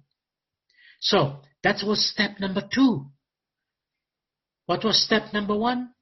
Shift your awareness that is always in your thinking mind towards your heart by shifting. How do you move that? Allow your awareness. Sorry, I'm coming back to the first one because I wanted to connect to the second. Allow your awareness to move to the place where you feel that touch. Okay? I repeat. Allow your awareness. Don't block your awareness. Allow your awareness to move to the place where you feel that touch that says, I am turning my attention inwards. Okay? I didn't mention that before purposely because I wanted that to connect with the second part. I am turning my attention inwards. Now remember, normally our attention of the thinking mind is always out. It's always out. No. When you allow to move yourself to a place, you feel that touch where you've moved. You say, I'm turning my attention inwards because your hand has guided you towards that touch and it's creating that sensation. And now I'm saying to you as point number 2, achieve a state of relaxation that gives you safety, protection, comfort, compassion, and love. Do you know of anything else that can do that to you? In our tariqah, we achieve that by having the knowledge and allowing ourselves to think about the presence of Mawla in front of us so that we can achieve that state of realization. And I will explain in a moment what kind of healing chemistry happens when you do that. Now we come to step number 3. I said to you there were 3 steps. Now this third step is so important that if you miss the meaning of this third step, the first and second will not bring you results. And remember, I said to you, I'm trying to give you something that is to be put into practice so that it's result oriented. Most important and very powerful and potent way is the powerful feelings that we can generate. It's about feeling. Feeling where you feel the touch, where you are breathing, and see if you can feel one or more or a combination of these feelings. What are those feelings? There are 4 types of feelings that I want to focus on for a particular reason. What are those 4 types of feelings? Care. So let's say you're caring for something or someone. Appreciation, gratitude, and compassion. Remember, these are very specific things. Care, appreciation, gratitude, and compassion. Now, why these 4 feelings? Why? What is that with these 4 words? Because remember, at the level of your thinking mind, they are words. But at the level of your heart, they are feelings. So, research, I underline. Solid scientific measurements and research confirms that these 4 words will trigger, will set into motion, will create the basis of the experience between our heart and our brain to create that harmonization and that coherence. Are you following me? If you want to create heart-brain coherence, you will have to allow yourself to express one or a combination of these 4 feelings, or if you like, for now, if you're just understanding the words, care, appreciation, gratitude, and compassion. Memorize these words. Care, appreciation, gratitude, and compassion. So these 4 words are the triggers. They will trigger. You know, when an individual is in love with another individual, that is someone, or when an individual is in love with a certain item or a certain thing. I'm just giving an example. And when you bring that thing in front of you, or you bring the picture of that individual in front of you, what does it do? Immediately it triggers. Either it will be care, it may be appreciation, it may be gratitude, or it may be compassion. This is an established, experimental, evidence-based results of what happens when these 4 words are activated through feelings, and they immediately create a marriage between the heart and the brain. Heart-brain coherence. Now, as I've said, research confirms that these 4 words trigger the experience, remember, experience between our heart and our brains to create that coherence. And you know, if in case you're wondering, how is this coherence measured?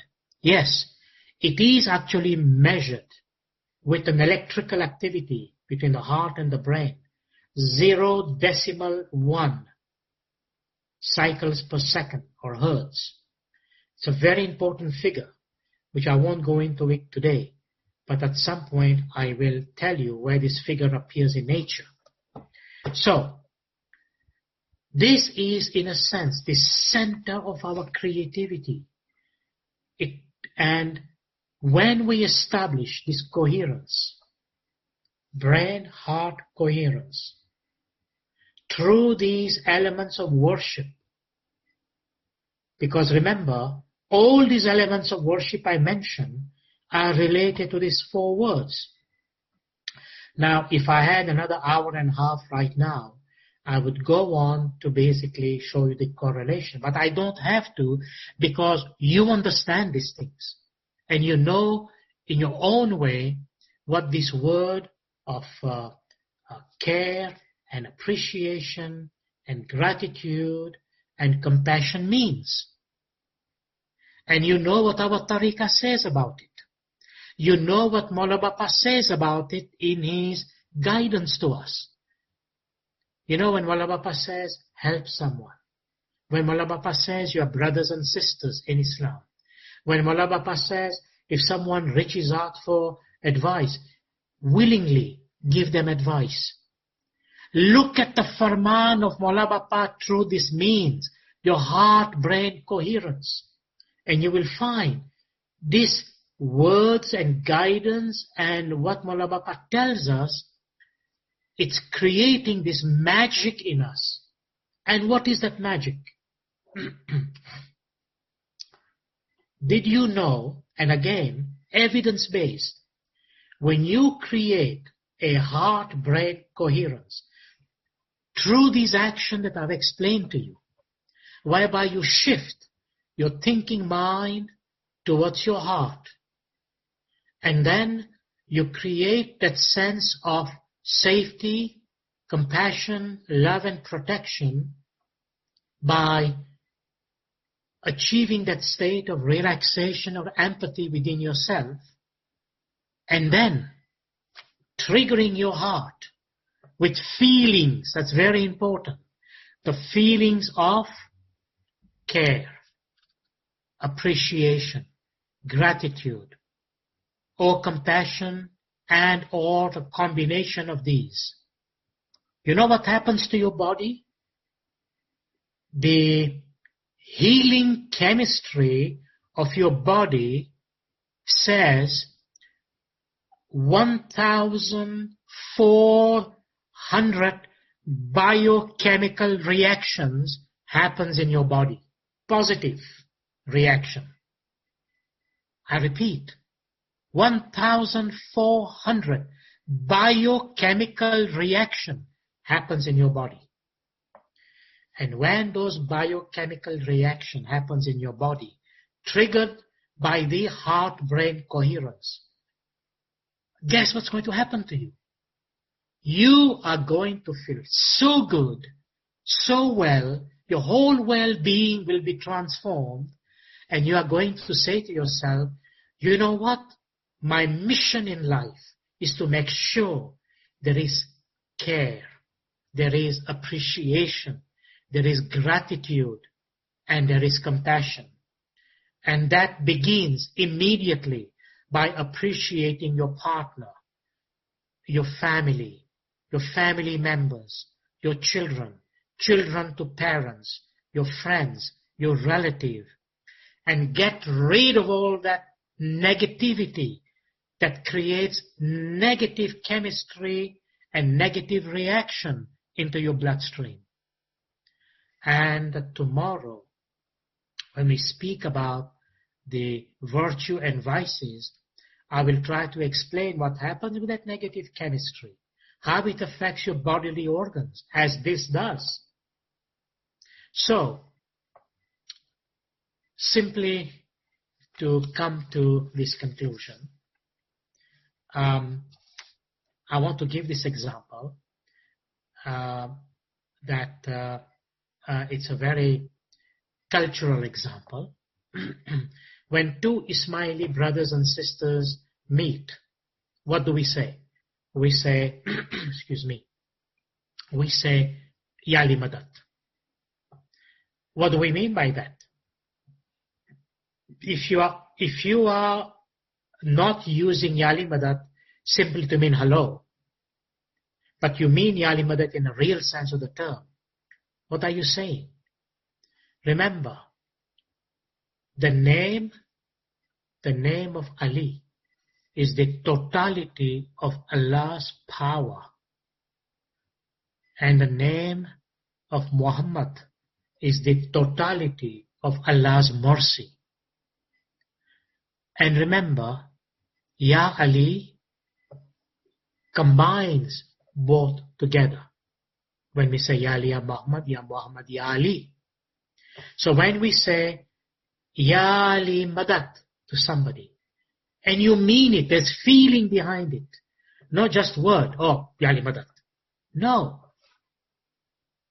Shift. How do you shift? Put your hand in the heart. Ya Ali Madat. You know, when you do that, and later on experiment, you will find your sensation is different. You are shifting that thought from your thinking mind to the level of your heart by this gesture of touching your heart and creating that sensation. And you say, Ya Ali Madat. You will find there's something different. And you are saying to this person, May Allah's power and mercy be with you. What a marvelous thing to say. And they will reply, Mawla Ali Madad.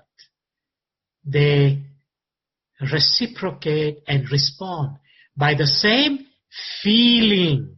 And guess what happens? When those feelings are responded to, remember, not just your thinking mind, feelings, when it comes from there, what comes out from the heart touches the heart. Okay? That's why feelings are so important. Sometimes people will express the same greeting by putting their hands together. Sometimes people will say, Ya Ali Madat. And the response, Mawla Ali Madat. Do you know why we bring our two hands together? The left is the heart. The right is your brain. Or the left is your feeling coming from the heart. The right is your thinking mind. You bring it together, meaning marriage. This is the marriage of the heart and the brain. This is heart-brain coherence, heart-brain harmonization. And when you clasp together like that, you will find your feelings are different and you say, Ya Ali Madad, Mawla Ali Madad. And the other way sometimes is, we shake hands. But you know, in COVID, now we shake our elbows, right? Whatever reason. But we shake our hands. And the hands come together. And when these two hands come together, it's like those two hands coming together. One represents the heart, the other represents the thinking mind. And when reciprocated, the switch is reversed. The other one becomes the mind, and that becomes the heart. Amazing, isn't it? In a simple gesture that we do, the harmonization of the heart and the brain, the heart-brain coherence manifest themselves. And I've given you enough right now to go into, because I can assure you it will take 1 or 2 or 3 or 4 more lectures to go very deep into all the ideas related to it. But I will do so in a piecemeal basis so that I hope to bring before you information that you can kind of be comfortable with it. And the other example that I want to give you, so one of them was Yali Madad. Then another example, do you know in the traditions of the people who live in the Indian subcontinent, and remember, the Indian subcontinent, as Maulana Bappa has said in one place, it's a pluralistic society. There is pluralism. So I'm not focusing on a particular community, because India is so wide and so huge and so many dimensions are there of that culture. But you know, the one thing that you always hear from people is namaste. Now think about this.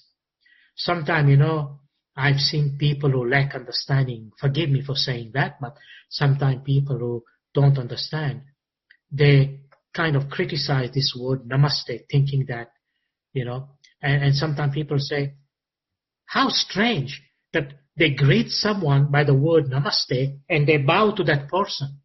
Shouldn't you just be bowing to the divine, to God, to your creator? Why are you bowing to this individual? Do you think people who say namaste are not intelligent people? They are not thinking people? They are. Do you know what namaste means? Let me tell you. The meaning of namaste means I honor that place in you where the universe resides. Let me repeat it.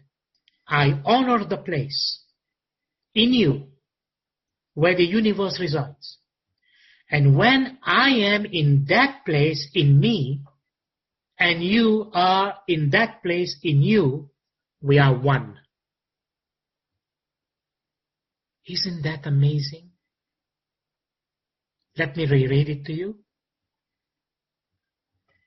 I honor the place. I honor the place in you where the universe exists or resides. And when I am in that place in me and you are in that place in you, we are one. Another word of the universe is actually where God is. So if I say, I honor the place in you where God resides, where is that? The heart. And when I am in that place, meaning that heart in me, and you are in that place, in you, we are one. We are one. This is the meaning of namaste. So when people, excuse me, when people in that culture, they express their bowing and their gratitude that way, you know what it is. One last example, because I think they're so significant. In many other South American culture, and many other of those cultures where they express a lot of their mysticism by the use of energy, there is the concept, what is known as Merkaba. What is a Merkaba? Merkaba in those spiritual or mystical context of those society, a Merkaba is you, meaning you, the whole being. So the word Merkaba characterizes the whole of you. And what is that? What is that whole of you? A Merkaba means it is an electromagnetic version of you. This is the physical version of you, but did you know there is an electromagnetic version of you? And if you allow that electromagnetic version of you to be visible, you will be a bundle of energy. So it is a spiritual energy reflecting the physical, mental version of you in the human. I repeat, it is a spiritual energy reflecting the physical, mental version of you, the human. This is called a Merkaba.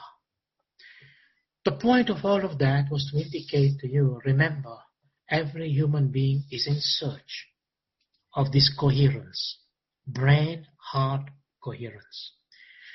And I have only today given you a simplified version so you can relate to it, you can put it into practice, you can gain results by that, and you can achieve that coherence, and you can begin to feel the reality of that exercise.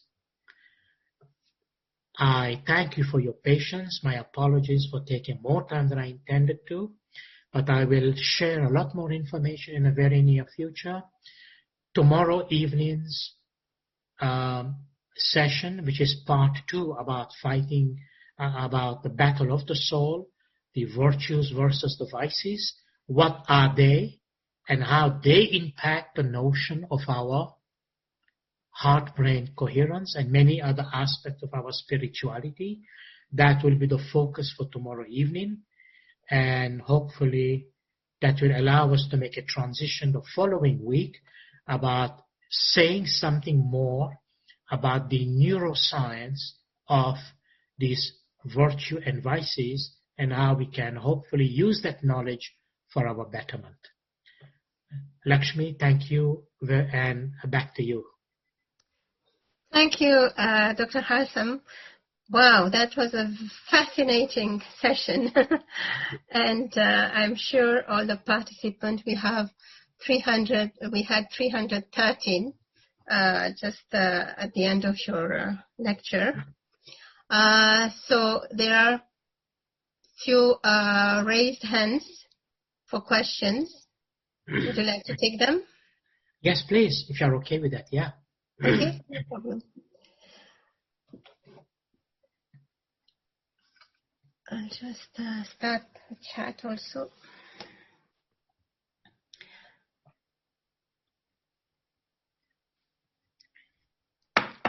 Raman? Yes. You can ask your question, please. Yes. My questions originated when you were speaking about doubt. Yes. In your lecture, you use scientific examples as worship and prayer. From my understanding, isn't the scientific process based on doubt? And as you mentioned, a part of this heart and brain, this heart brain and head brain, wouldn't the discovery of that be based on doubt? Yes, you are correct in your analysis and thinking. And it is indeed the kind of process that many people go through. And of course, the notion of doubt can be looked at very positively, as you suggest. And it is indeed a basis of scientific analysis and a scientific method that we doubt until the experiments are replicated and the measurements are confirmed and all of that put together to kind of remove the doubt. So you are absolutely right, and it is with the same intention that the notion of doubt is expressed in the context of worship.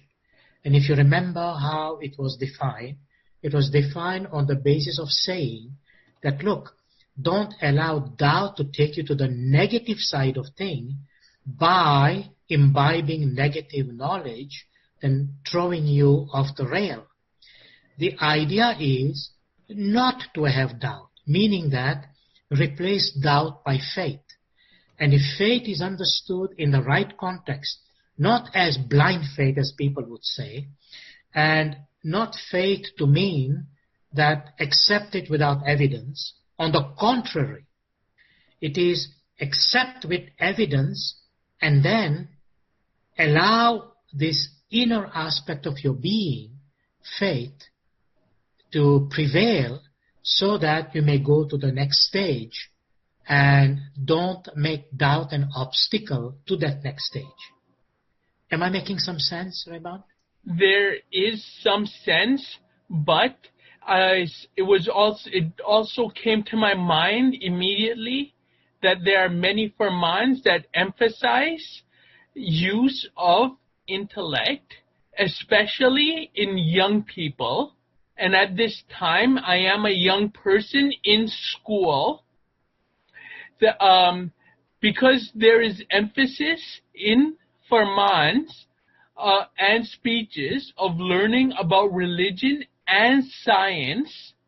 So isn't the intellect based on eliminating the void of doubt in religion and science? And therefore, if we are using our intellect to learn more, are we not nurturing our doubt? You said to eliminate doubt, to not allow doubt, but at the same time, the Imam has said to nurture that doubt with its fellow brother, the intellect.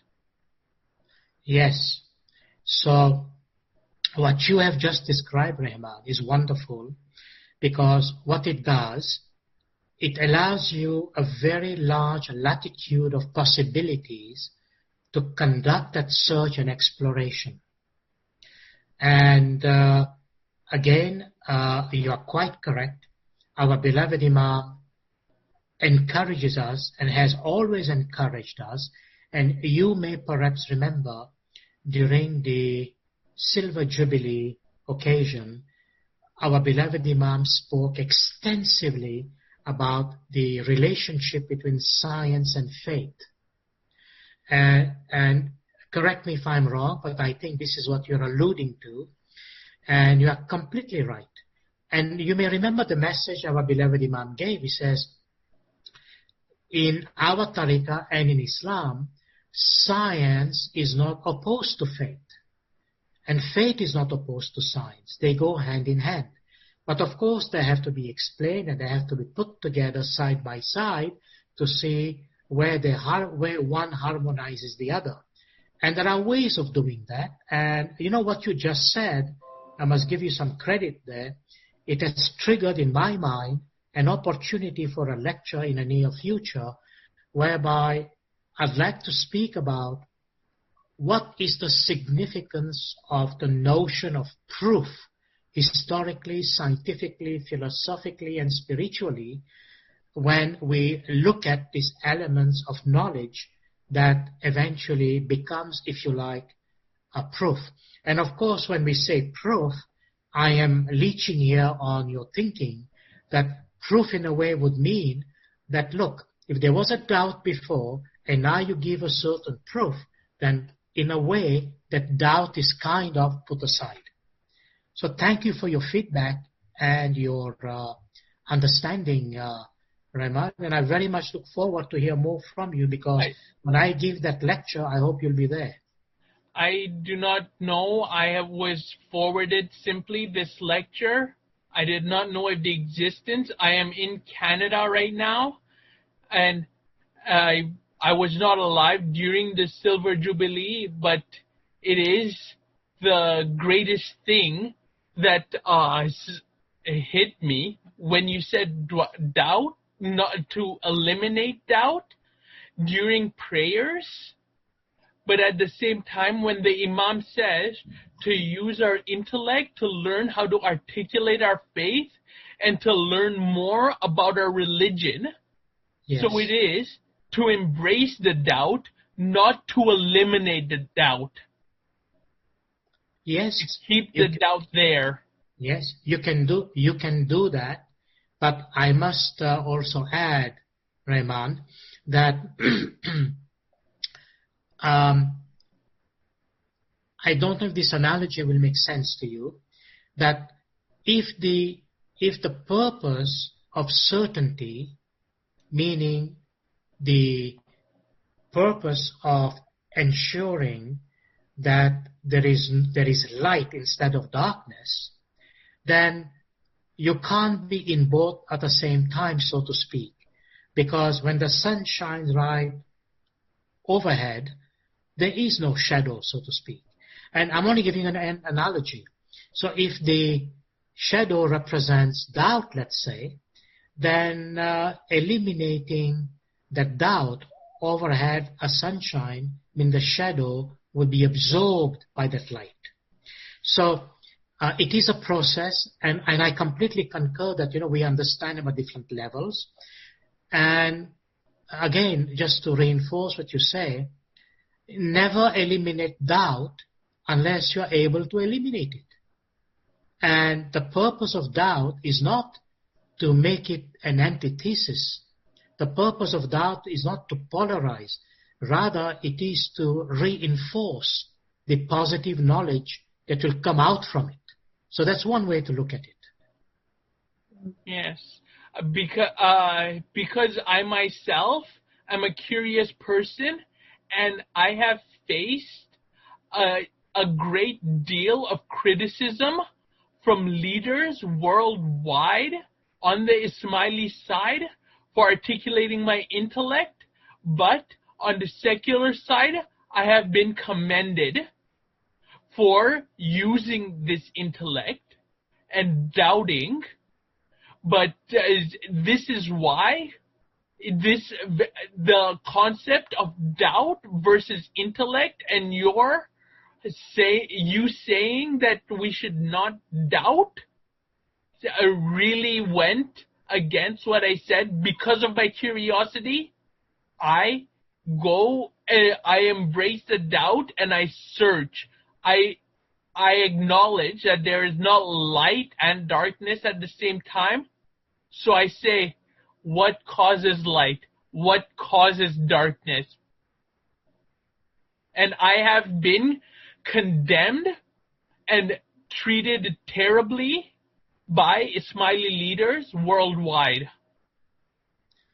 I'm terribly sorry to hear that kind of condemnation, but I can tell you, in my humble opinion, Rayman, and to the best of my knowledge, and I say that to you with humility and concern, that you are in the right path. You are searching, you are exploring, you are discovering.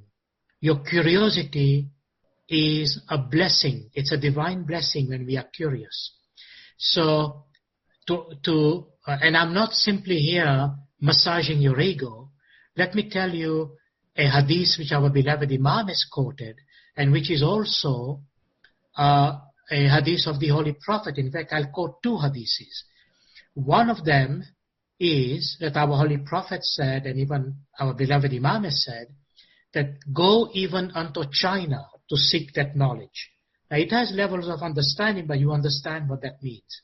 The other hadith is, the Holy Prophet said that 1 hour of search and contemplation, 1 hour of reflection about your faith or nature or God is more beneficial than a whole night of prayer and contemplation. So I would say to you, in my very humble opinion, please don't stop searching, don't stop inquiring, don't stop researching, and don't stop doubting. Continue with your process you have put in place until you reach a level of satisfaction that will speak for itself. And I'm open to further dialogue with you down the road, and hopefully somewhere down the road I'll bring up a lecture that will address some of the issues you have addressed today, and I thank you for that. Thank you. You are one of the first who has allowed me to express my doubt. You are very welcome, Rayman. I don't let anyone ever derail you from the understanding you have in your brain, in your intellect, in your heart, because that very understanding, it's also divine in its own right. And you have every right to be where you are and to continue searching to your satisfaction. That is what Ismaili Tariqah is all about. The latitude that you have to express your knowledge and your spirituality is most welcome and perfectly acceptable. Thank you. Thank you, Rayman. others can ask questions if they have. Thank you. Next is Khadija Virani. Khadija Virani.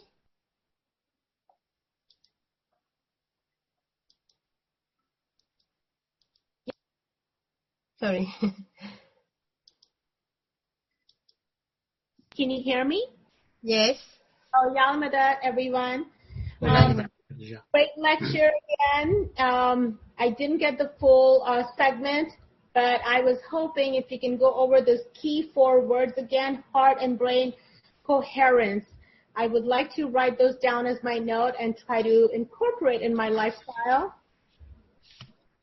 Yes, those 4 words were care, appreciation, gratitude, and compassion. Care, appreciation. Okay. And Okay. so was there a mindful there anywhere that we mentioned? Is compassion and mindful, is that kind of, because I know you use mindful a lot as well. Well, what I used a lot this time was your thinking mind, if you like. Okay. Your Okay. thinking mind, yeah. Fantastic. Thank you so much. Again, we've been enjoying the lectures. I didn't get a full lecture, but I'm hoping to get a copy of this. And just very lastly, I had asked you a couple months ago regarding the philosophy of the first part of dua. Any update on that? Inshallah, with Mawla's blessing, I have decided to take that on, and probably within the next 4 to 6 weeks, we will be able to address that topic. And I'm trying to contextualize that topic in terms of our practice, but at the same time, giving it an interpretation that I hope would suit the day. Okay, fantastic. All are looking forward to it. Thank you so much, everyone. Yalmadad. Thank you, and Khadija. Thank you for your suggestion. Thank you. Thank you. Next one is Nasim Chunara.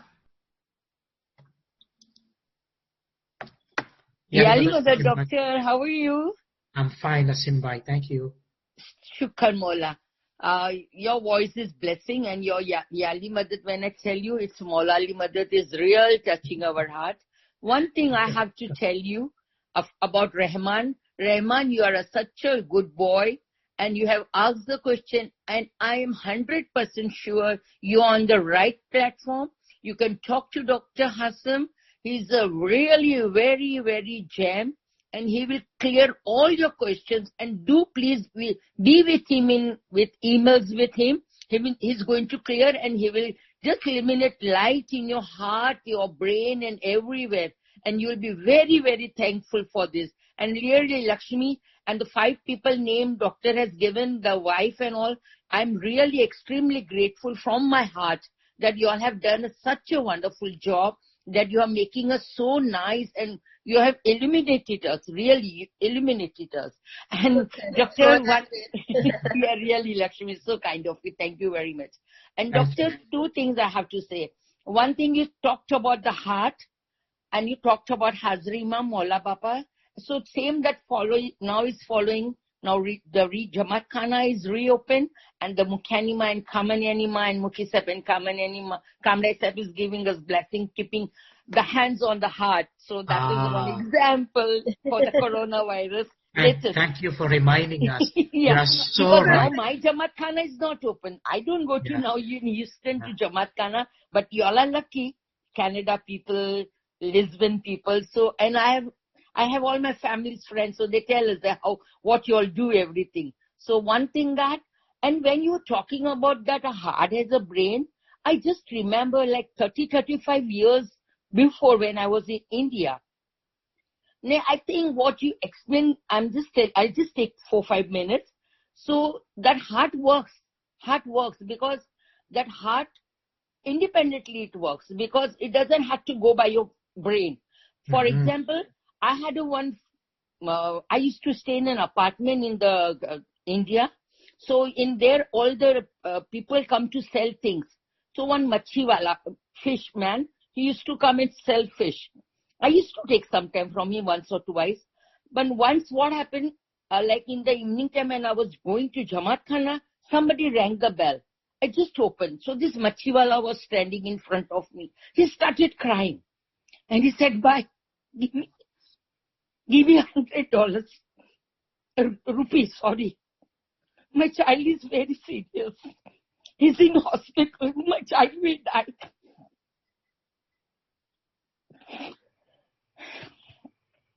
And that time, excuse me.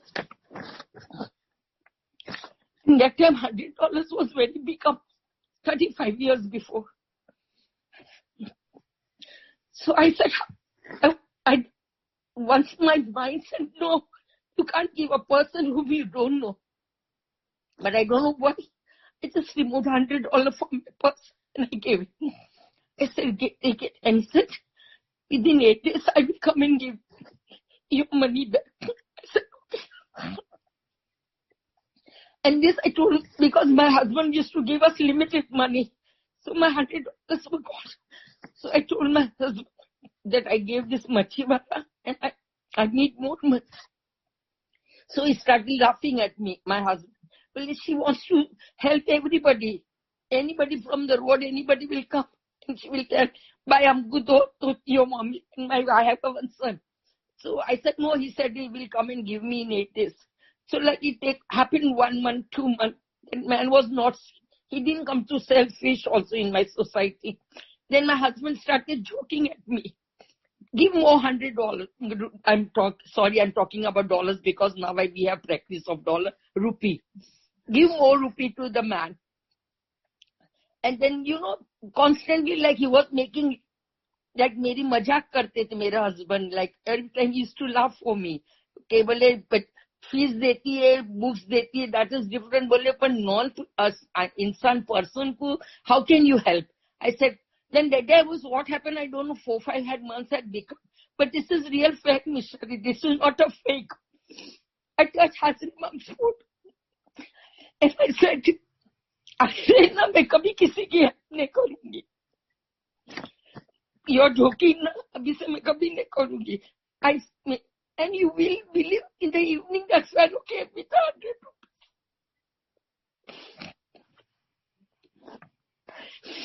And he said, so this Mawla also wants us to help everybody. And that from that onwards, my husband never interferes anything in me. Wherever I help, I give. So this is the heart that we shouldn't be harmonized. Like we don't have to think with the mind. This is our own personal feeling. What you said, the care, appreciation, gratitude. That when your heart brain works, all these qualities starts working. So for your lecture, I felt that this was the best example I could ever give. Nasim Bhai, thank you so much for sharing this personal experience and example. And I think what you've said summarizes this idea that I put today.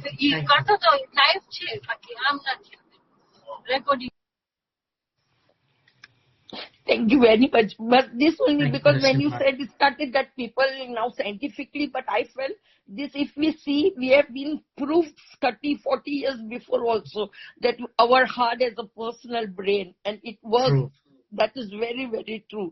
And today, just when you started talking about this, I just recollected. I went back to India. Oh, this is the case, what doctor is talking about. Okay. So thank you very, very much. Thank you, very Nasim much. Bhai. So kind of you, doctor. What you are saying, to me, it represents we are simply rediscovering the blessings that we've always had with us, but we are able to see it clearly today than before.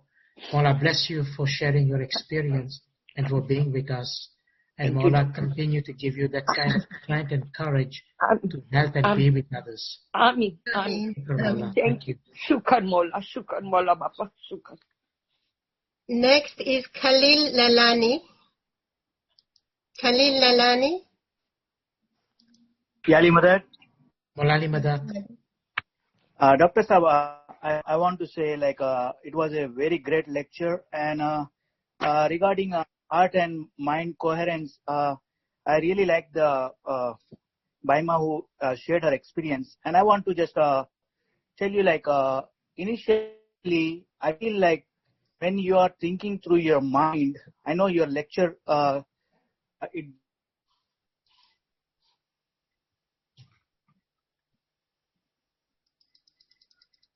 say you have to use the intellect.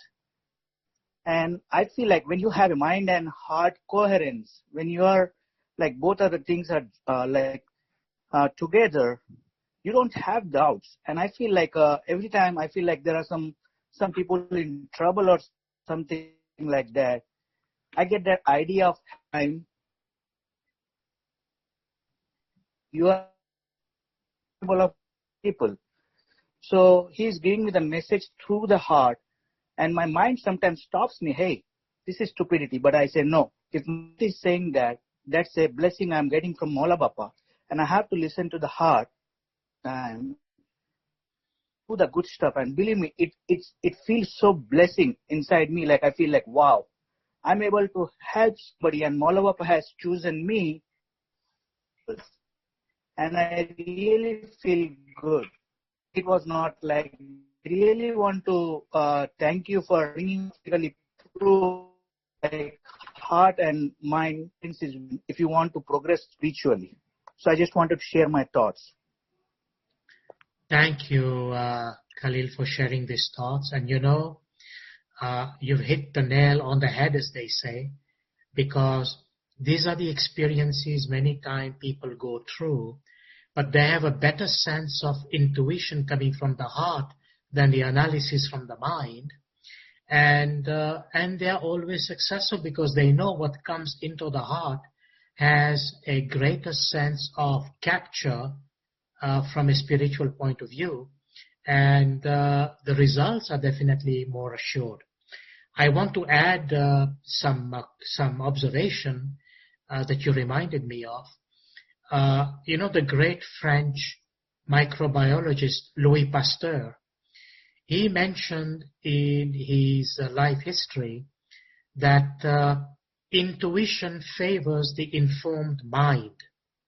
And this is something which I think Rahman was alluding to.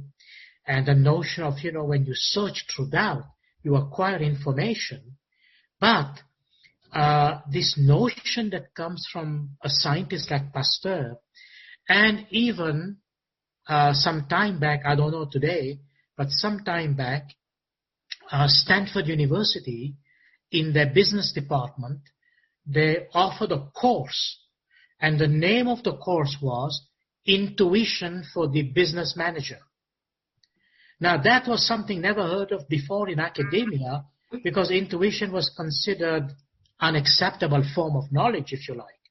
But now it has penetrated the academia, and business managers are being taught how to become intuitive.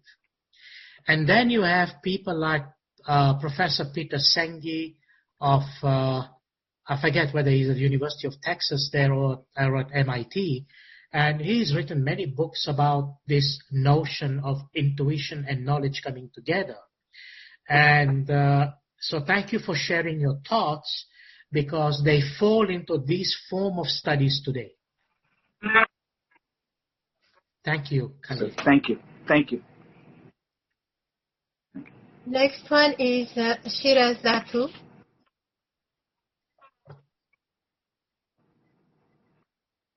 Unmute. Yes, Shiraz, يا لمدد.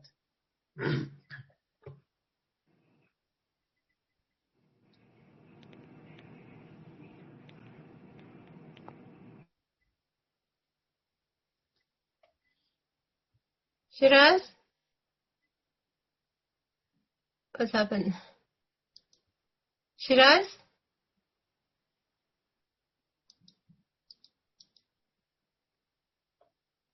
You are unmuted now. Shiraz? Okay, can you hear me? Yes. Yes. Yeah. Yes, Yeah. thank you. Yeah. Yalimadat, thank you for taking me again, ALWAAZ. ALWAAZ, I didn't know you were ALWAAZ. No, you can select me, it's fine.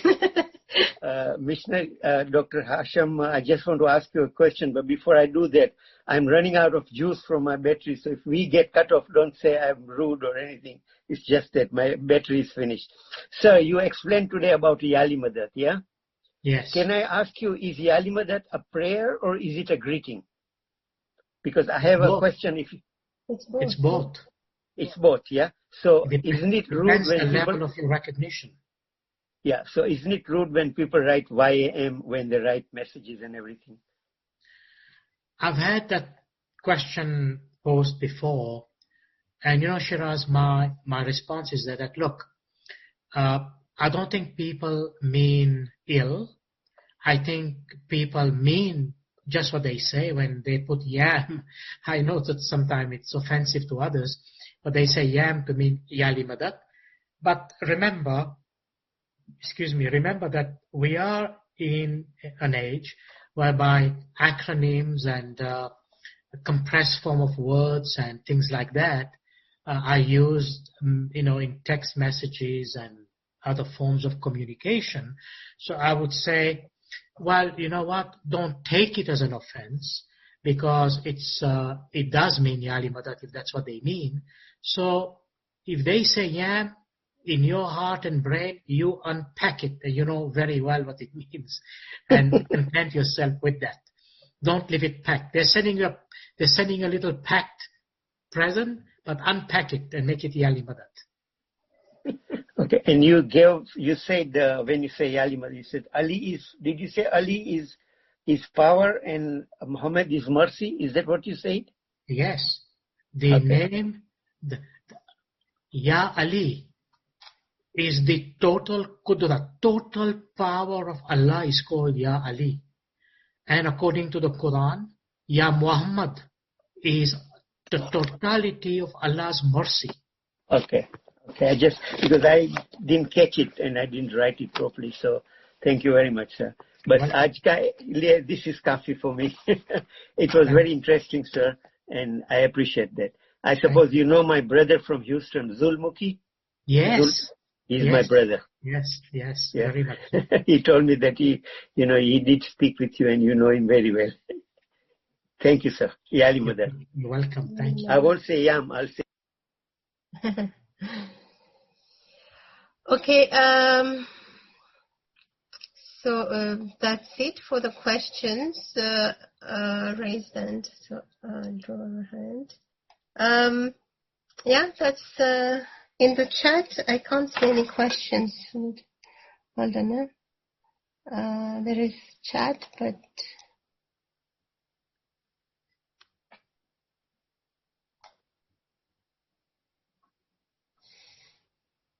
okay, I don't see any question in the chat. I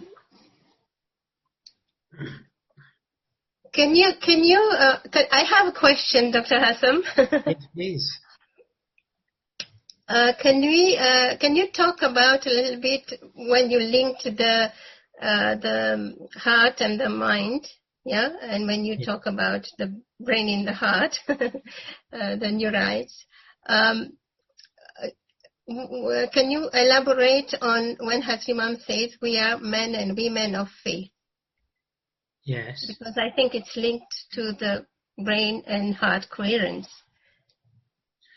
I'm trying to make the connection, Lakshmi. Can you explain me a bit more, like what you are looking for in terms of your... In terms, when we say that, we have to understand our faith, it's the understanding is maybe at the level of intellect. Yes. But of course, I agree with Rahman when we have doubts that this is the step we take to search. Yes. To dissipate those doubts within us. Yeah. Yes. With regard to the doubts we have about understanding our faith. Yes. Yes. So when we let our heart take over our mind, we are guided by the light of our faith. Yes. To remove those doubts. Doubts. Yeah. So when we are connecting our heart and our brain, this is how we become men and women of faith, in the sense that we are living according to our faith. Yes, yes. Well, my response, Lakshmi, if I have understood your question correctly, is a very profound one, is first of all, when our beloved Imam says that you are men and women of faith, we must penetrate the deeper meaning and the deeper mysteries of what is expressed by the Imam as men and women of faith. Now, let us take a base for our analysis. And what is a man or a woman of faith? Well, a man and a woman of faith is someone, hopefully, who is treading, who is walking in the path of faith, based on the guidance given by the Imam as far as our tariqah is concerned. And if they are walking in that path, which is the path of our faith, which is basically traced by the Imam, then they are men and women of faith on the basis that they accept intellectually, logically, and by practice what they are practicing into this faith. And in doing so, when we say logically, intellectually, and in otherwise, they are connecting, they are experiencing, if you like, the heart-brain coherence. And perhaps one idea I should add, which I haven't spoken today because it was not the time to do it, one must remember that when this coherence happens between the heart and the brain, the heart releases a very powerful energy that basically filters all the way to the channel of the brain and beyond. And as a result of that energy, the brain also goes through a transformation. Now, I didn't go that far today because, as I said, these are different pieces.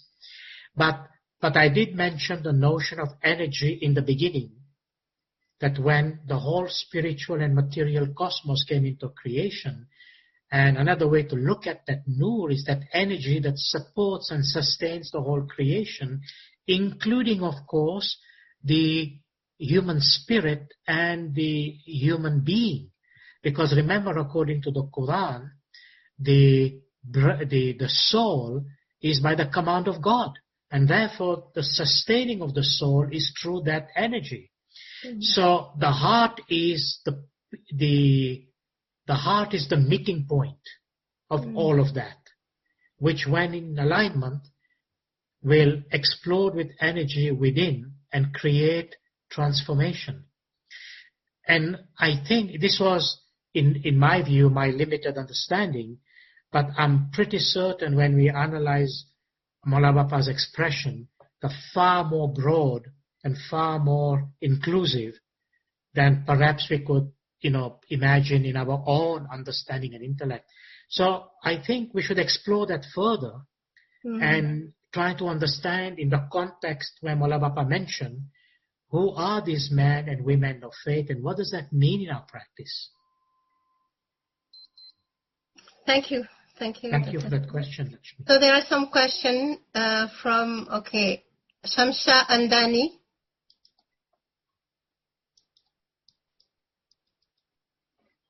Shamsha Andani. I'm trying to unmute you, but... Sorry. Okay. Yes. Mr. Sahib, thank you very much for such a lovely lecture. But I have a question on a Gnan. There is a Venti. I just want to know this Venti is validated or not. It's called Tujare Vina Ame Ekala. Yes. Missionary Sahib. Yeah. So there is a Venti called Eji Tujare Vina Ame Ekala Mola Kim Rehevai Meher Karine Padarjo Nari Suhagan Kehevai Tujare Vina Ame Ekala.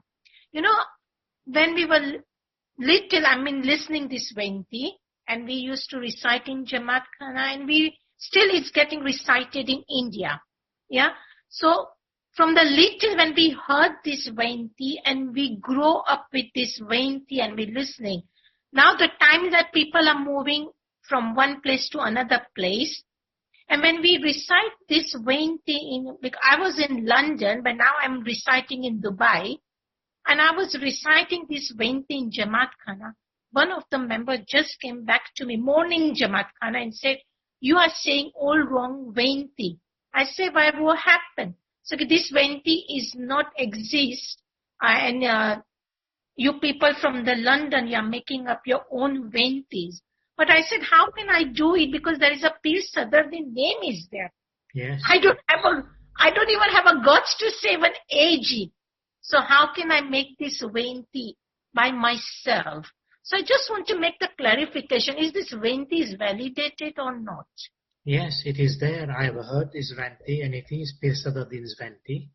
And unfortunately, I think, as you have said, when people are moving in different parts of the world, sometimes they have not heard, sometimes they don't know, and sometimes they may have been misinformed. And as a result of that, they come back and say things. But I would say not to worry and do not be concerned. People sometimes, they may make mistakes and just leave it as it is. But definitely the Venti is a valid one. Okay. So when we were little, we used to listen to Ginan, Venti Iman Amaru Salamat Rakjo. Yeah, because this is we learned. Yes. From the little, and still it's getting saying Imam Amaru Salamat. But the last lecture when we heard it said Amaru Iman Sabit Rakjo. And I'm so glad I got the two meaning of Sabit and Salamat. But now I'm so used to saying Iman Amaru Salamat Rakjo. So do I have to change myself in saying Iman Amaru Iman Sabit Rakjo? Both words, Sabit and Salamat, are used in Ginans. Both of them are used.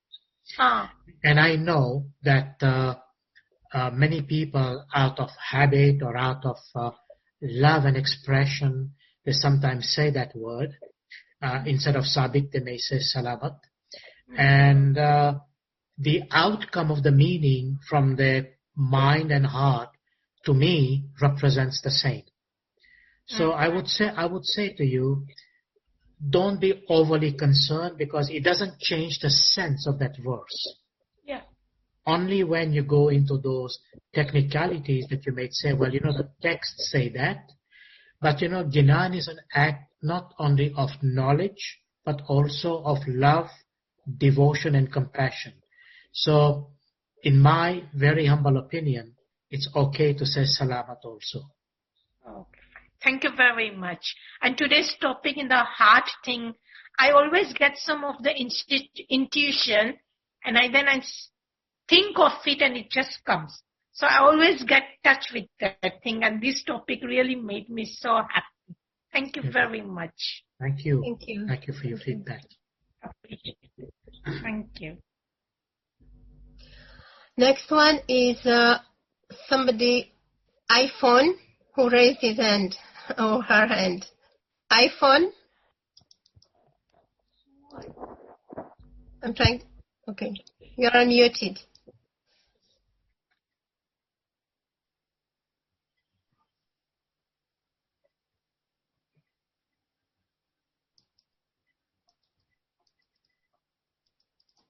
Oh, what's happening? Okay, iPhone, you're unmuted. Hello, Yali Madad. Molani Madad. So your lecture was amazing, and you explained so very well on heart and brain coherence. So my question is, like, when I teach in the REC, the mostly students ask about the intellect. Maula Bapa says use your intellect for understanding the faith. So they keep on saying that the Jamaat Khana rituals, why do we go to Jamaat Khana every day? Maula Bapa recites in your heart. So why does the ritual you have to do it, and what is the importance of that, and why to go Jamaat Khana every day? So I wanted you to make one little short lecture on the attendance of Jamaat Khana, if you can, please. Yes, inshallah, it's a very important suggestion that you have made, because for all the periods of COVID that we were isolated at home, and our hearts became empty without Jamaat Khana. And now, Shukr Mawla, Jamaat Khana have reopened in whichever places they are, and we have started going. So it makes a big difference. And I think, based on the information I have received from many participants, that because they were, Jamaat Khana was closed, there was a sense of disconnection, at least physically, not spiritually, and they would like to know more about the logic and the purpose of why should we go to Jamaat Khana if we can do things outside Jamaat Khana. So inshallah, with Mullah's blessing, at some point I will take it up and try to respond to that as a question. Yeah, because the lot of well-educated scholars or teachers, they also are speaking this way when you talk I'm not feeling good because of Jamaat Khana has closed, we feel like. So they keep on saying that, it doesn't matter, you can find that anywhere from the nature, and you don't have necessary to go Jamaat Khana. But the feelings we have, what we gain from Jamaat Khana, the energies and vibrations and all the spiritual powers, that part is missing. So I want you to please explain very deeply on this, because nowadays everyone is thinking that Jamaat Khana is not necessary, Yeah, that's the wrong kind of thinking, completely wrong. And they said and one of the teachers said me that when you reach at the point, so there you don't have to do all the rituals and dua and everything. I was so shocked listening to this, they say these are all just for the purification, and when you reach at that point, I said, who reach at that point? We all are gunegar, we do 7 guna every day. Prophets used to do. And peer and prophets were the masoom and pure. We make mistakes, so we need everyday gunaho ki tawbah, right? So please explain all these things clearly in your lecture, please. I will. And just for your information and those who are probably making different types of interpretation, I would say, follow strictly the guidance Maula Bapa has given us. He has told us in no uncertain term that we must be present in Jamaat Khana. He has told us in no uncertain term that when we practice our faith, it is always in the context of the farman and meaning that Maula Bapa is giving us. And I would say to those other individuals that they cannot simply fabricate and invent any kind of guidance for the practice of our faith. And if they are in doubt, they should consult our institutions locally who can and guide they keep them. in doubt too. The heartbreaking thing is they talk this way and they make us confused. I was, at the evening Jamaat Khana time, I used to feel that, and I used to cry and stuff like that. So when they talk all this, I feel bad that maybe I'm disconnected or what. Why they are not feeling that way and why I am feeling that way, No, you follow the farman of Maula Bapa. That's it. Don't worry about anybody else or anything else. Follow your farman, follow your faith as you have always done.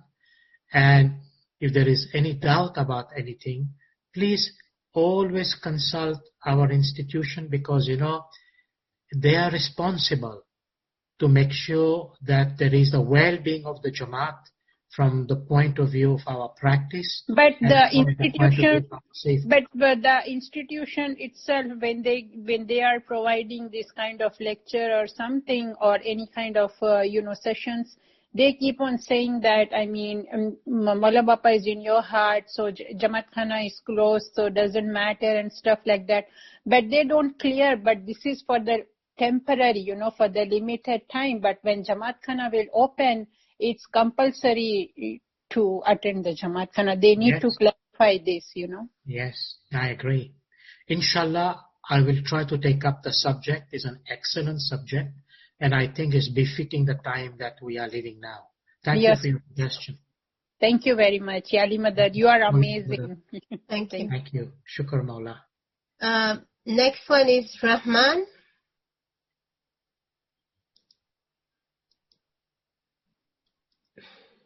Yes.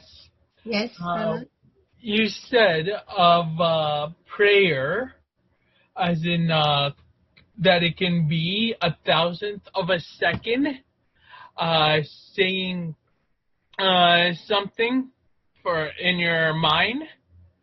For that, in Farmans, the Imam has said, in some call the name of Allah, or some call the name of Allah, Ali, some calling or the name of an Imam or my name, and at the same time, there is the people who have received bowl.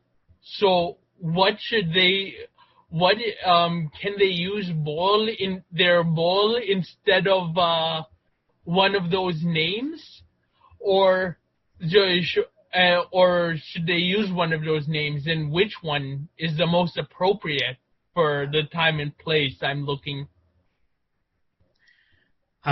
For us, Rahman, all matters related to bowl and that practice, which I'm sure you know, it's especially and exclusively for the people who, if they have been blessed with that, and they know very well the instructions and the guidance our beloved Imam has given to them when they were blessed with that.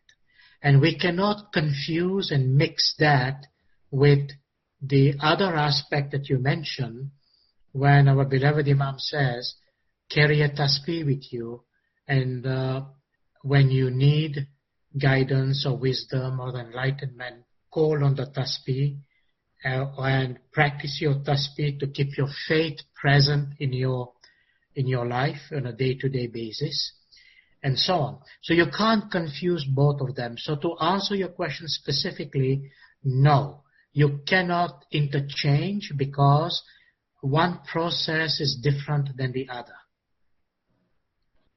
Okay. Yes, this was a question by somebody else that came to my mind, but at the same time, there's questions of when the earliest I remember, which is just 2000 or 2005, saying Ya Allah, Ya Ali. But then later, the names of any Imam and put it, or just saying, or my name were added. But at the same time, Baitul Ilm in Canada, the Talim curriculum has taught me that in Islam, we're not supposed to worship anything, any physical object, that God is something, that God or Allah is something that we cannot see, we cannot observe. So, should we say, isn't saying Ya Ali, Ya Muhammad, or Ya Shah Karim al-Husseini going against the foundation of Islam? Well, Rema, you probably know there is exoteric Islam and there is esoteric Islam. And unfortunately, the esoteric part of Islam is not very well understood by the majority of people. And it is a difficult endeavor when we enter the esoteric realm, because esoteric knowledge itself is difficult. And esoteric knowledge requires a certain form of preparation, if you like, just like any other form of higher knowledge, so that one can understand what it means by what you just said. And I would say to you most emphatically, there is nothing that we are practicing in our tariqah that is against Islam or, for that matter, what the revelation in the Quran says. The confusion may arise from individuals or group of individuals or people who are interpreting the practice of the faith at their own level and understanding, and they have their personal opinion about it, and we basically allow them to have that opinion because it is theirs. But remember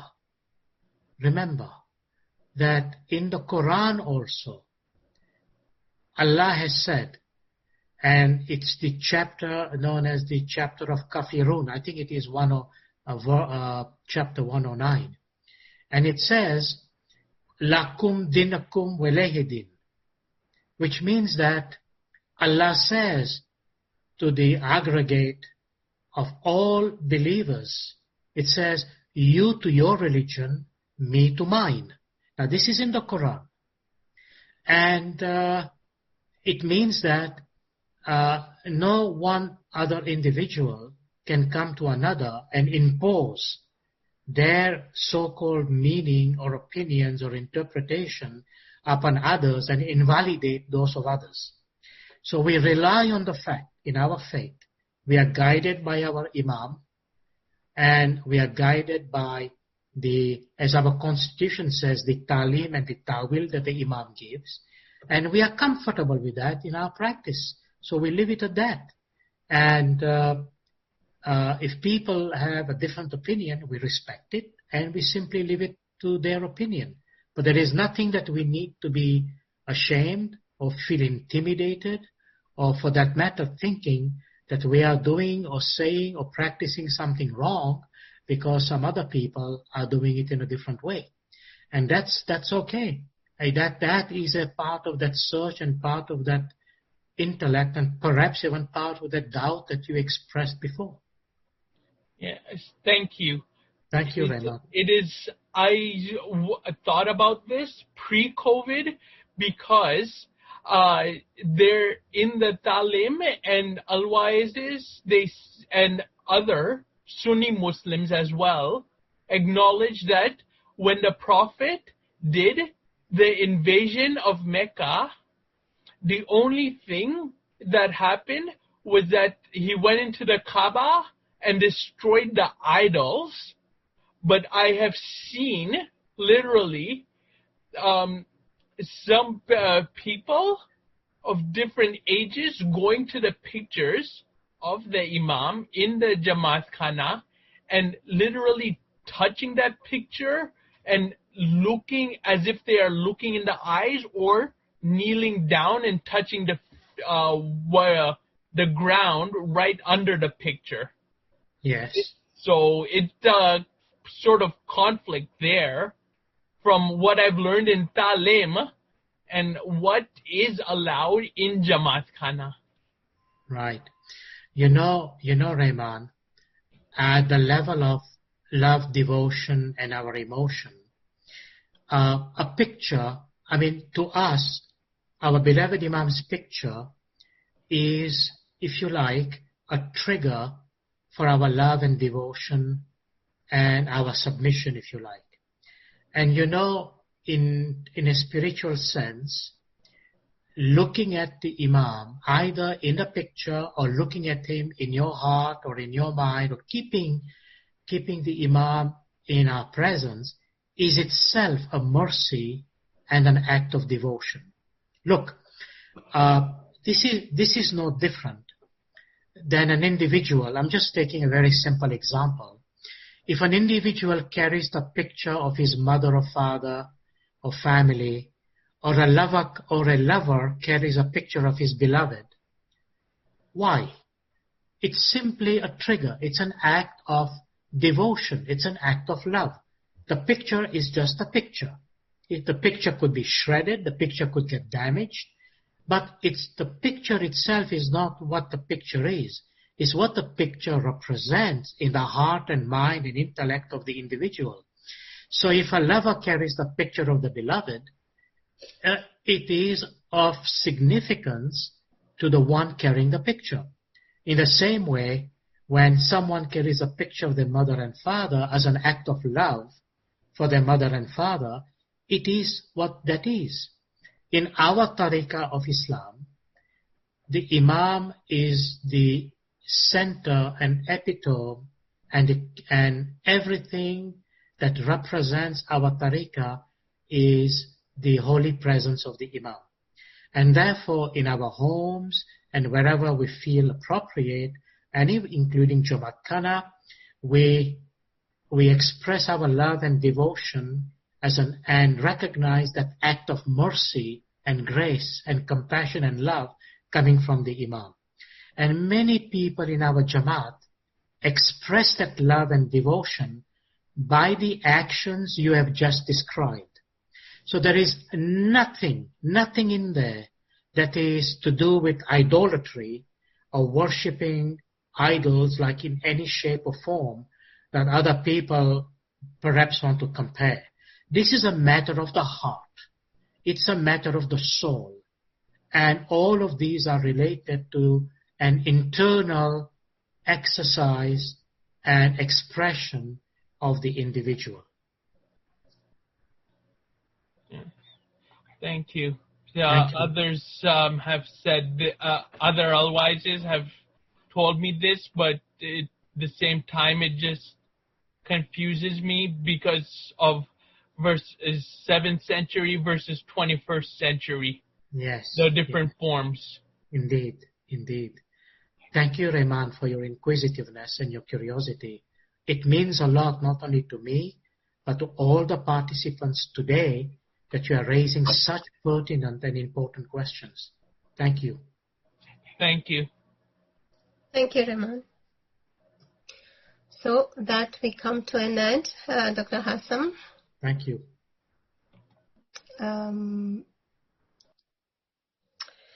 Thank you, Dr. Hassam, on behalf of all the participants for your time and commitment week in, week out to share your knowledge and to increase our knowledge about our faith. So on behalf of everybody here, our sincere gratitude to you. Thank you for all your commitments. We pray Maulana Hazir Imam bless you with lots of barakat in your deen and dunya. Ameen. May Mawla continue to give you the strength and the knowledge to serve him and his Jamaat. Ameen. And may he give you success in all your endeavor. Ameen. And may Mawla fulfill all your good wishes. Ameen. And bless you with his Nurani Didar. Ameen. Thank you. Thank you, Lakshmi, for hosting today. Thank you for everyone who assisted today also. And to you and to all the other hosts and to all the participants today. Mawla bless you with barakat. Mawla Bapa bless you with the fulfillment of all your wishes. May Mawla Bapa's hand always be upon your shoulders to guide you, to protect you, to keep you safe. May Mawla Bapa bring light into your heart. May that light come into your brain, it come into your emotions, may it come into your intellect, into your thinking, into your reason, to guide you, to enlighten you, to give you knowledge spiritually and materially. May Ameen. Mola Bapa fulfill all your wishes in every way, spiritually and materially. Ameen. And Mola Bapa accept your prayers. Mola Bapa accept your ibadat. May Ameen. Mola Bapa bless you with strength in your iman, Ameen. strength in your dasan, Ameen. strength in your prayer. And Ameen. whenever you are blessed to go to Jamaat Khana, may Mola Bapa bless you with the strength to go back and make Jamaat Khana part of your daily practice. Ameen. And may Mola Bapa bless you with Batini, Zahiri Didar, and Ameen. light in all that you do. Ameen. Ameen. Shukran. Ameen. Shukr Mola. Yali Madad to everyone. Lakshmi Walali Yali. Madad. Thank Walali you. Madad. See you tomorrow Blessed. night for those who are Inshallah. coming. Yali Madad.